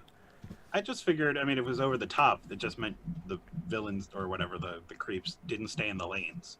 Like, they just go over all the terrain. It's fine. You know what? the last level I played, there was no row. They just walked up from pretty much anywhere. How is that a tower? Anyway. I'm still hung up on the idea of taking a crazy license and putting on a tower defense game like over the top. This is a dream of mine because like I would love to take like Driving Miss Daisy and put it on Crazy Taxi or amazing. So yeah, over the top tower defense. That all you would need is that license. Who cares about everything else? A Class D license. A Class D license. I haven't seen that movie in so long. Wow. Yeah. This one, I'm not sure how to pronounce this one. This is Akane. Akane. That's how I presume it was pronounced. I should try to check what the embargo is, but it's like a 3/4 sort of top-down view game. You're a woman with a sword, and you are just killing massive amounts of other characters on screen. You have a gun. You can do these moves where you like line everybody. You get all the enemies sort of like follow behind you in a line. And you do these super moves where you just like execute like 30 people like in one button press. It's pretty neat. Sounds really cool. I think it comes out in a couple of weeks. I know it's on the Switch. Is it a pixel style game or is it is? Okay. It is. I guess I should have mentioned that. Yeah, it's not. It I mean, there's no voiceovers, but it's kind of like snarky, irreverent writing. What you'd expect for a game with a woman lopping heads off of people trying to attack her. It's pretty cool. On Steam, I played a game called Technosphere Reload. I'm assuming, and on the title screen, the RE was in different colors. So I'm assuming like maybe there was a Technosphere Load or something. I don't know if there was a previous version, but it's almost like Marble Madness. Like not Marble Madness, but like, well, you're moving a sphere through different environments, and as different light gets inside the sphere, it affects how it works. So if there's white light in it, it can jump. If there's green light in it, it can't jump anymore. I guess it's stuck to the ground. And you just make your way through this like weird sort of like dark yet somehow colorfully psychedelic factory, and you're opening up locks and doors and things. The checkpointing is kind of annoying because you'll feel like you got to a whole nother level, but it's like, no, your checkpoint is way back here. Like, you really did not make that progress. So you thought you did, but you didn't. So it's pretty cool. As I keep playing these deck building combat games, a game called Shards of Infinity, which is a tabletop game, well, an actual analog card game that they made a digital version for. I think it was in beta earlier this year. It's out now on iOS, Android, and Steam, so I'm trying to learn how to play that one. It seems pretty cool. It's different than like Mystic Vale in that you are actually doing combat, but I like it so far. You're kind of collecting different gems and currencies and all that kind of stuff, so I'm getting into that. Brief Battles, I played that on Xbox One. That's a game where you're collecting little underwear. That's why it's called Brief Battles. It's pretty neat. It's a platformer, and the underwear will appear, and you have to like try to get them all before the time runs out. It's mostly about multiplayer, but nobody else is here to play with, so I'll play with the kids maybe this weekend. It's goofy. You jump around, and I think you can attack each other, and you want to collect the most different color underwear or whatever. So I think it's fun. Puyo Puyo Championship is out on the not almost out. Is it out? It might be out on the Switch. It comes out this week, I believe. Yeah, there's a lot of Puyo Puyo in that game. Like there's Puyo Puyo 2. There's like different flavors of it all in there. It's Puyo Puyo. It's fun. Yeah, it's always fun. And the fact that it's 4-player, right? That it has a 4-player local multiplayer mode, and I think it has some online as well. It does have some online stuff as well, yeah. I've always loved this series. I love Dr. Robotnik's Mean Bean Machine, which was kind of... I remember that was, I think, my introduction to it, and then Puyo Puyo was what's known as in Japan or something. But it's a great puzzle game. And I wonder, did Mean Bean Machine sell, like, really well? So we've done a bunch of Sega collections and all that stuff, and it didn't do bad. It obviously wasn't going to do as big. It wasn't going to be as big as Sonic, but it did better than I think any Puyo Puyo standalone game. Okay, so you feel like it was a higher selling puzzle game. So if they called it Puyo Puyo, people would have been like, "What is this?" Yeah, absolutely, it had to be Dr. Robotnik's Mean Bean Machine, or it wasn't going to sell. What about Jim Carrey's Mean Bean Machine? Would that? How would that have gone over? I don't know how well that would go over. It's a bunch of beans that contain no vaccinations. Now, if it were Ace Ventura's Mean Bean Machine, it probably Yeah. Would have sold gangbusters. it would sell just as well as Over the Top Tower Defense. Over the Top Tower Defense.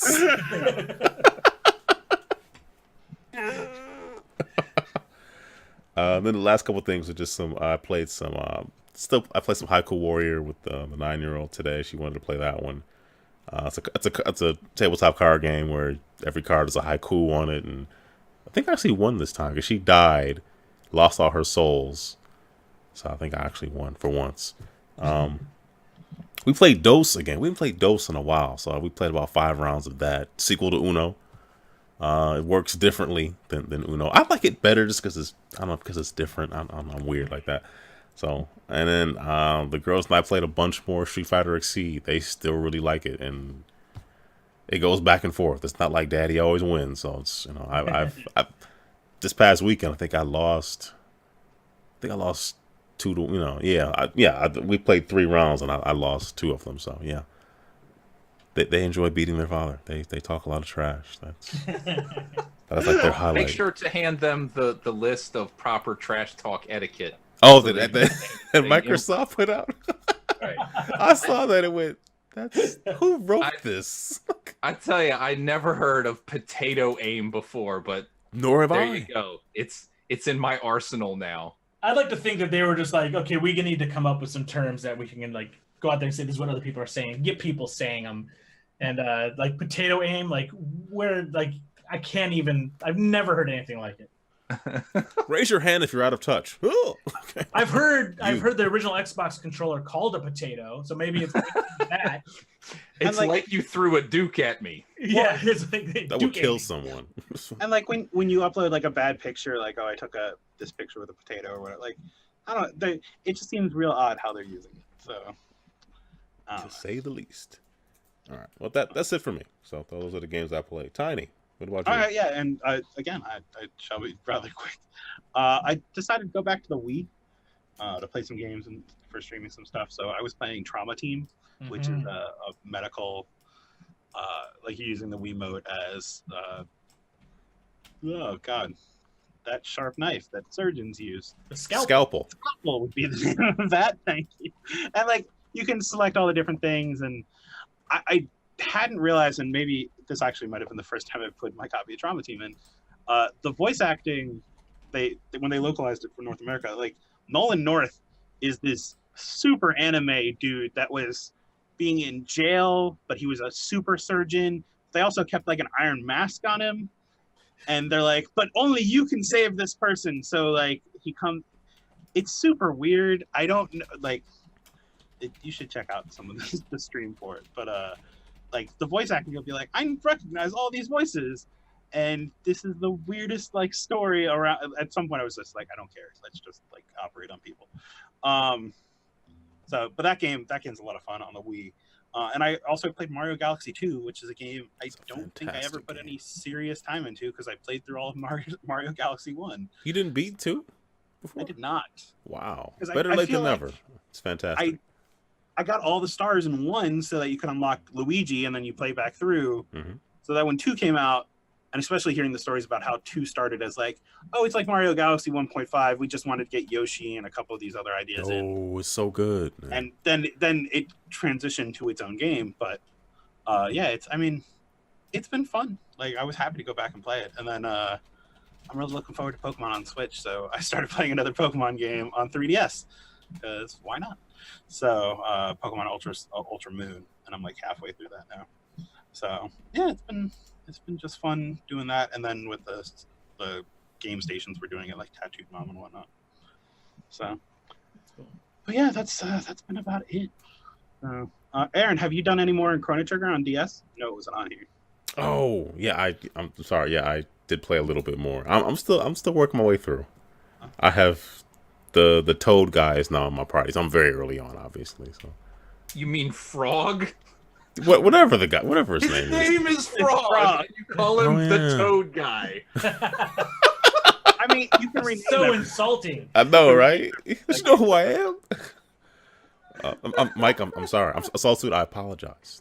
He's only the most famous amphibian in video games. I know, right? He crossed streets first. Okay. That's right. He didn't have the briefcase or the necktie. No, I'm still making my way. But one of the reasons why I don't play the RPGs is I don't want to make decisions.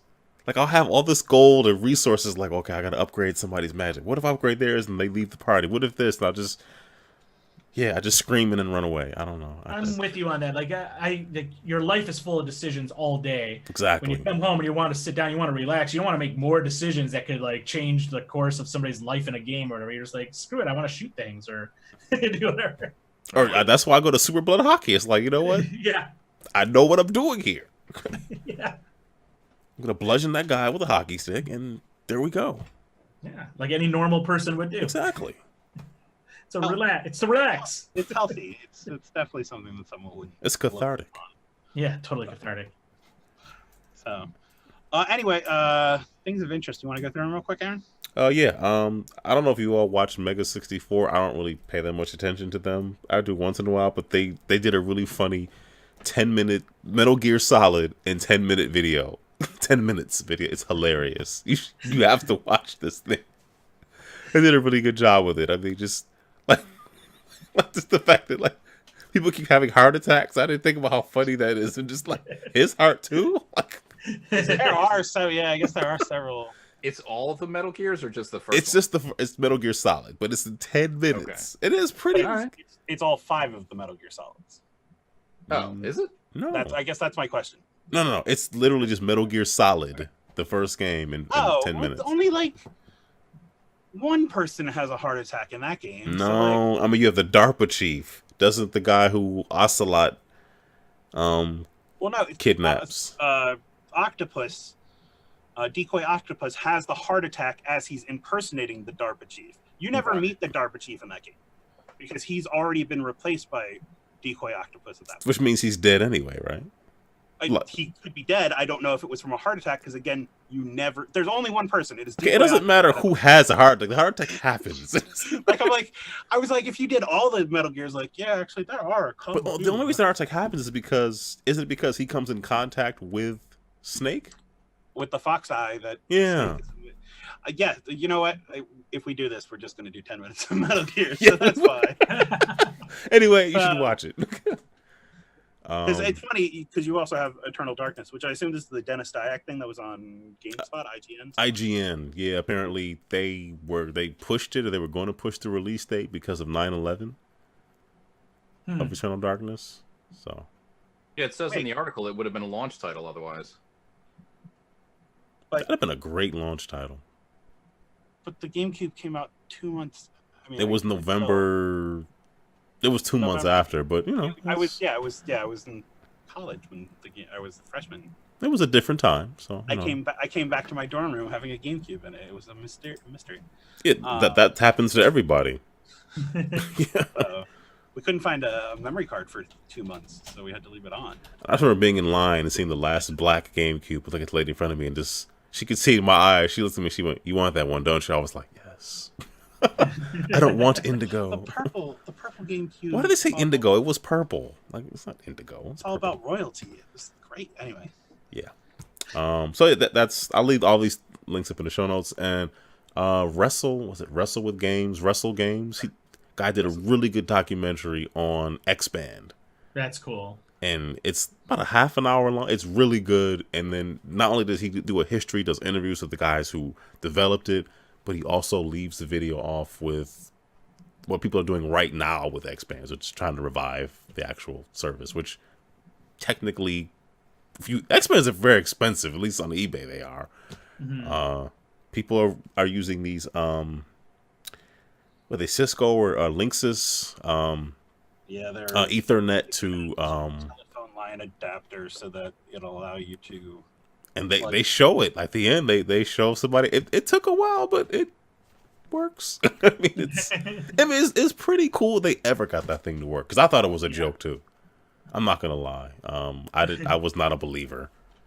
Also, didn't have a job, so right on the back of the box it said the net code sucks. Yeah, exactly.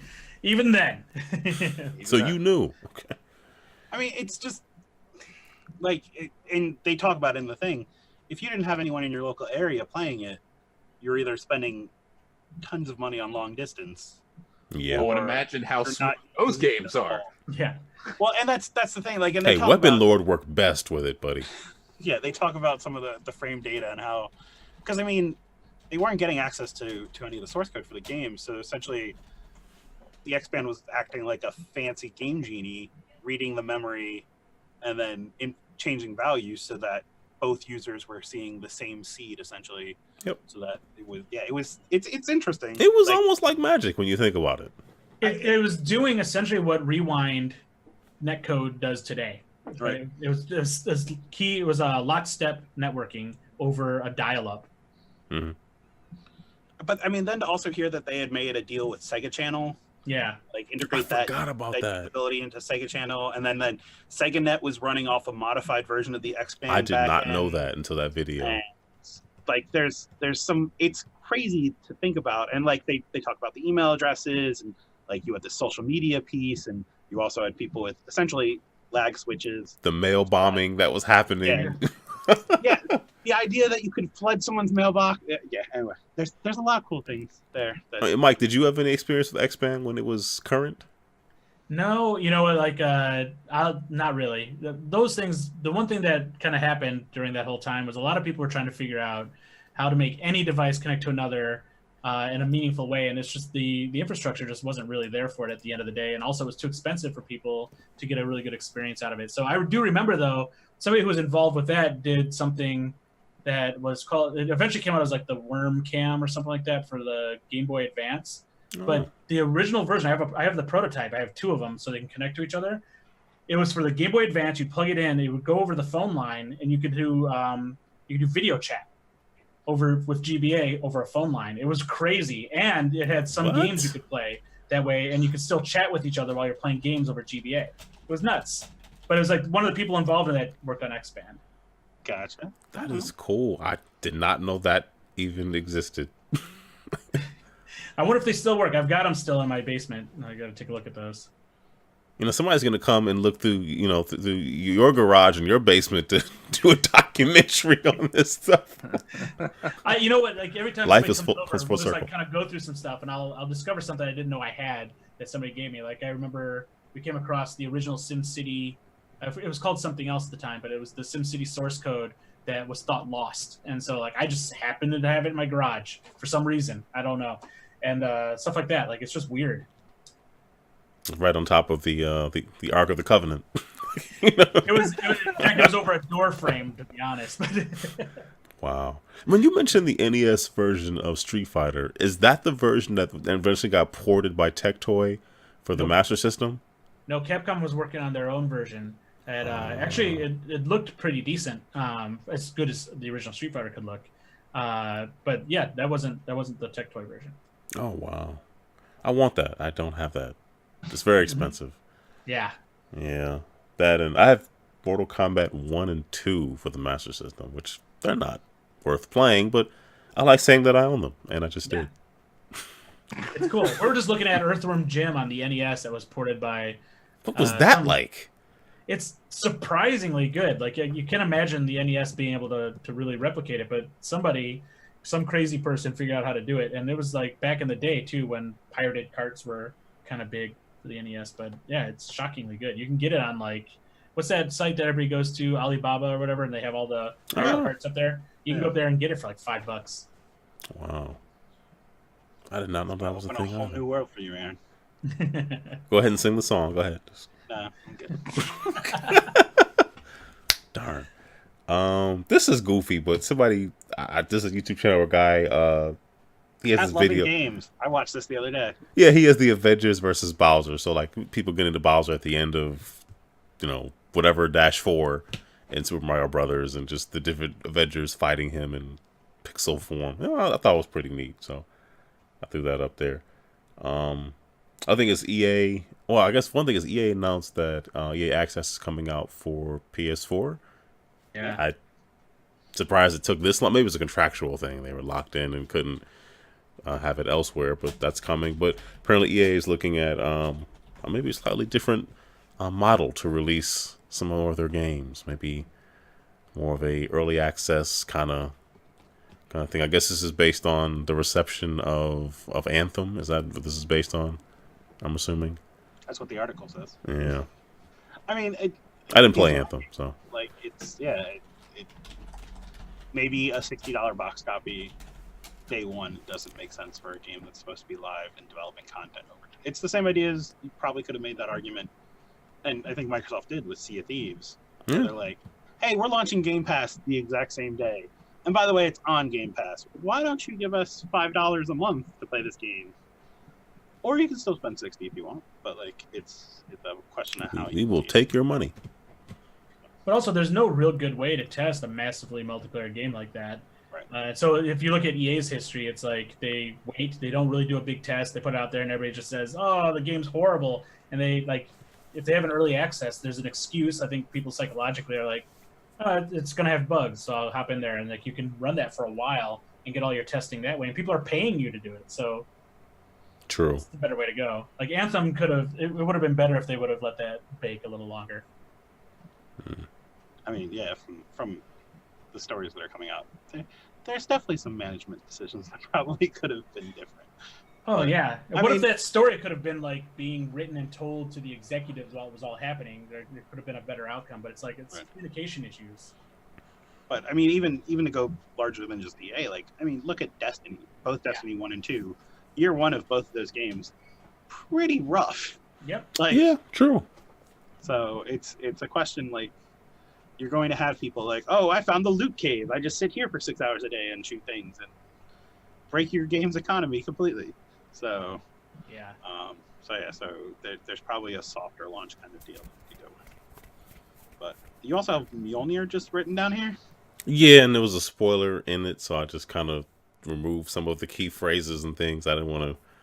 Well, basically, the Russo brothers explained why a certain individual could do it, and it was like, well, he always could. It just didn't. He just did it to spare so and so's ego, and it's like, why are you explaining this? Like, you don't like stop. Like, just it was fine the way it was. You don't have to. Because they also made that character the biggest monster in the Marvel universe. Oh, so gosh, here we go. Here we 100% is 100%. I don't understand how you don't see that movie and be like, he sat back and let all these bad things happen. So, well, there's multiple ways of looking at that. How'd his old get there then? So I don't know. That's the like he couldn't even give his wife. See, I'm staying still very generic. A heads up, bad was going on. So, like, hey, your coworkers, maybe not the greatest people on earth. Weird. Maybe some of the worst. Okay. So, just maybe. Anyway, so these things happen. So anyway, as we end the show, we're going to wrap up. But Mike, I did want to ask you about all these discussions about crunch. Mm-hmm. And what are your thoughts and experiences around crunch? It's a tough topic, and I understand where a lot of people come from. I think larger companies that actually make it part of their culture, it's kind of rough because, like, I came in the game industry just so enthusiastic that, like, I don't remember ever being asked to work late. I don't think I've ever asked in my whole career, doing this for 30 years or whatever it is, like, almost 30 years. Like, I don't think anybody ever really asked me to stay late and work on something. Did I stay late all the time? Yeah, because I got really into it. I loved what I was doing. And so even if I was working on the crappiest games, I still would always find something I really loved about it. And it's like the best puzzle game you ever played. It's what programming and making games is like. So it's kind of a high. So you just do it. I remember working around the clock and getting so like kind of like mentally messed up over like having like a 72-hour stint that like I don't even think I could even remember how to walk.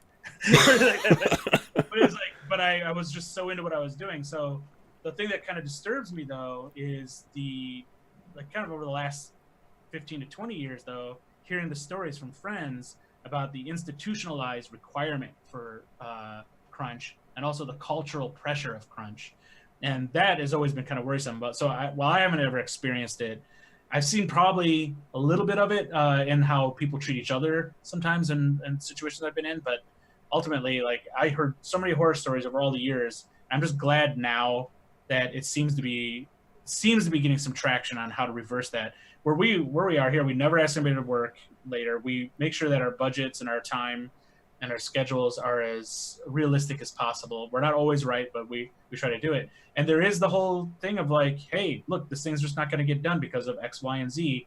And our partners and people we work with, like, I feel we're really lucky in that we have realistic people we work with, where it's just like, we can, when a problem comes up, if you address it right away, you talk to your partners and your upper management and everything about it, you say, this is the issue. If everybody's informed, people can make informed decisions on what to do, all sort of stuff. But like, I'm hearing stuff like from the Anthem team stuff and other developers who are pretty prominent and everything like that. And I'm hearing all these horror stories about how everybody's being mistreated and all this sort of stuff. And it's awful. And those places need to be refactored. There has to be some sort of come to Jesus moment for some of these guys and some of these publishers and developers, where that you can't sustain what you're trying to do with that kind of culture.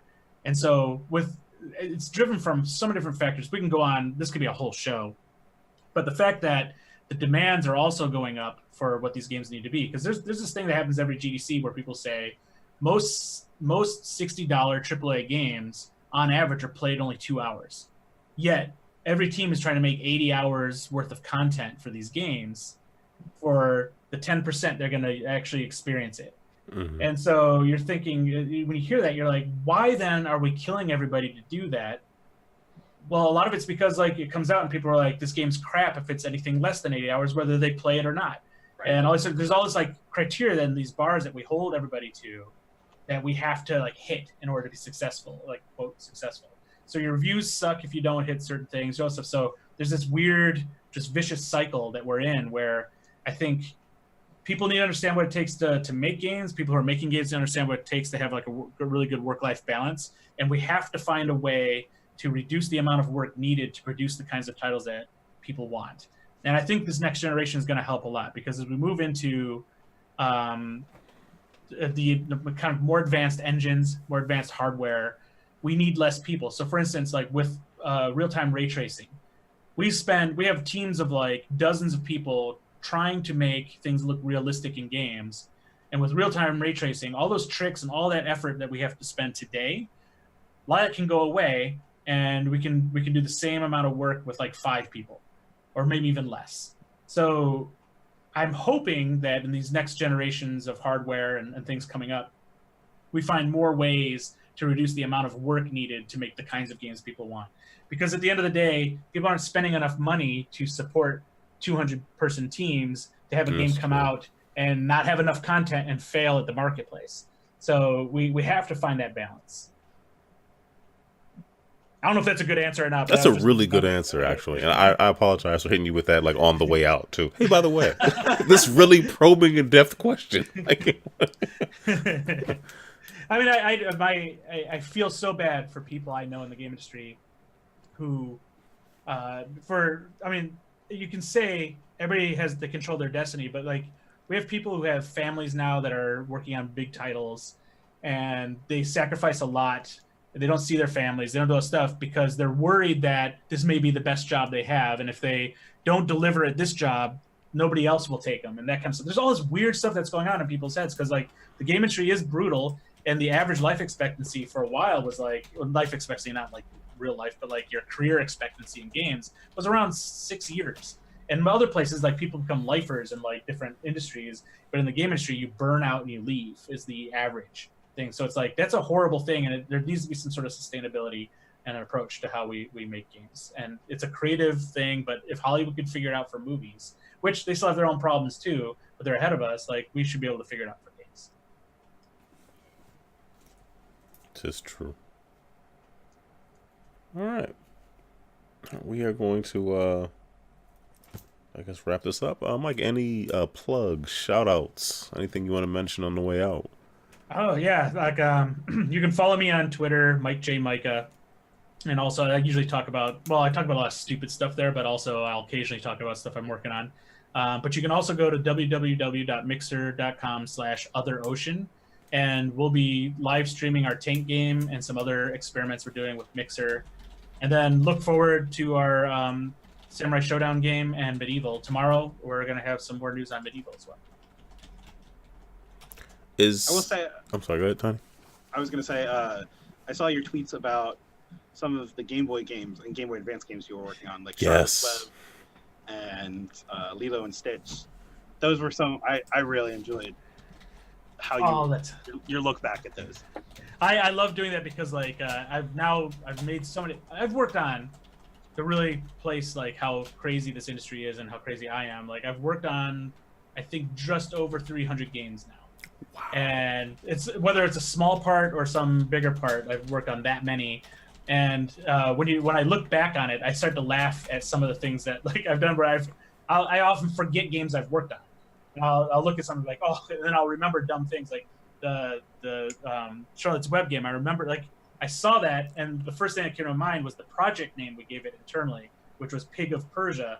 And I just was laughing. And I'm like, I gotta tweet this because like this is just one of those dumb things that we did. But where there's so much stuff like that, there's so many. I always figure one day, like Twitter's one outlet, but like one day, once my career is basically done, I can finally do that tell-all book and talk about all the stupid things that I've seen, done, and everything else. Because like it's just the reason I like this industry is game making is because you meet so many crazy people and there's so many dumb things that happen. It's just hilarious that you can never talk about because it would sink people's careers, but they're so funny. Oh, good stuff. Wow, Aaron, yeah, definitely. I actually forgot what I was going to say, but no worries, it's all right. Mike, you were doing your. Oh no, that's basically follow me on Twitter. Those are the games I'm working on, and that's about it. I'm gonna have some news coming up soon with some more stuff on the Digital Eclipse side, but that's really taking off. So we're gonna start introducing a new line of things that we're doing with Digital Eclipse that are focusing on one particular game particular games that have had huge impacts on the game industry. So what we'll do there is we're going to do these really long, deep dives into the game. We're going to let people be able to play iterations of the game from when it was started as a prototype to the final version of well-known games that people have played. So we're going to give you the insight into the game process, development process, and see the evolution of the games with interviews and everything else too. That's cool. I look forward to that. All right. Assault Suit. Of course, as I always do, encourage those who are eligible to donate blood, and if anybody, for everyone who has pets, to have them spayed or neutered. Also, just a kind of recent thing. I need to read more about this, but apparently, with the measles outbreaks that's been going on, good thing to get an actual blood test to check whether you are actually immunized to the point of being safe. So if you weren't immunized, if you were immunized before 1989, you should go get a booster. It is a rare exception that you would still be protected. Yeah, because I think the goal was really just to get you through childhood, figuring measons was it's not an exception the threat that it's going to be. Well, I mean, we announced in 2000 that we had gotten rid of it. So. Yeah. So anyway, just one more little nugget to keep your eyes open while your head rests on a pillow. It's a pretty big nugget. Yeah. All right. Anyway, Tiny. Hey, it's May already, and that means you have 179 days left until game day for Extra Life 2019. Is that all? Yes. Weirdly enough, I went and double checked it on Google just to make sure. So that's game day this year is November 2nd. It is, again, of course, daylight savings time, so it's 25 hours if you're going to play on game day. And you get to raise money for your local Children's Miracle Network by playing video games, board games, card games. I had a guy fish for 24 hours. So yeah, go sign up. Pick the hospital you want to support. There's 170 to choose from. And then you have a great excuse to play some games. So, our whole studio now does that every time. That's good. That's what we love to hear. That's and then, awesome. I mean, if you are not inclined, or like our friend VC Terps who likes to support us financially, you can go to extra-life.org/team/GameEnthus and donate to your favorite GameEnthus personality. to their hospital choice. So Children's Hospital Philadelphia, or Mike and Aaron Reese, or John Hopkins down in Baltimore. So We do. so yeah, so check that out. And if you're going to Wizard World Philadelphia, or Too Many Games, or really if there's a convention in this area, I'll most likely be at it. So stop by, say hi, and sign up. So Aaron. All right, Mike, thank you for gracing us with your presence once again. It was good talking to you. Oh, it's great catching up with you guys. Yeah, if I'll leave all his information in the show notes, so those listening want to follow along, please do. All the other things I mentioned also be in the show notes as well. If you want to contact us, leave a voicemail for the show, you can do so by calling 202-573-7686. Shout out to Devon. He had called in last week and it wasn't set up right, and I quickly scrambled and got it all working. So it is working just fine. And if you want to email us, you can email us at podcast@GameEnthus.com. I think that's Awesome. I think that's it. Thanks, everybody. Mike, any final words before we get out of here?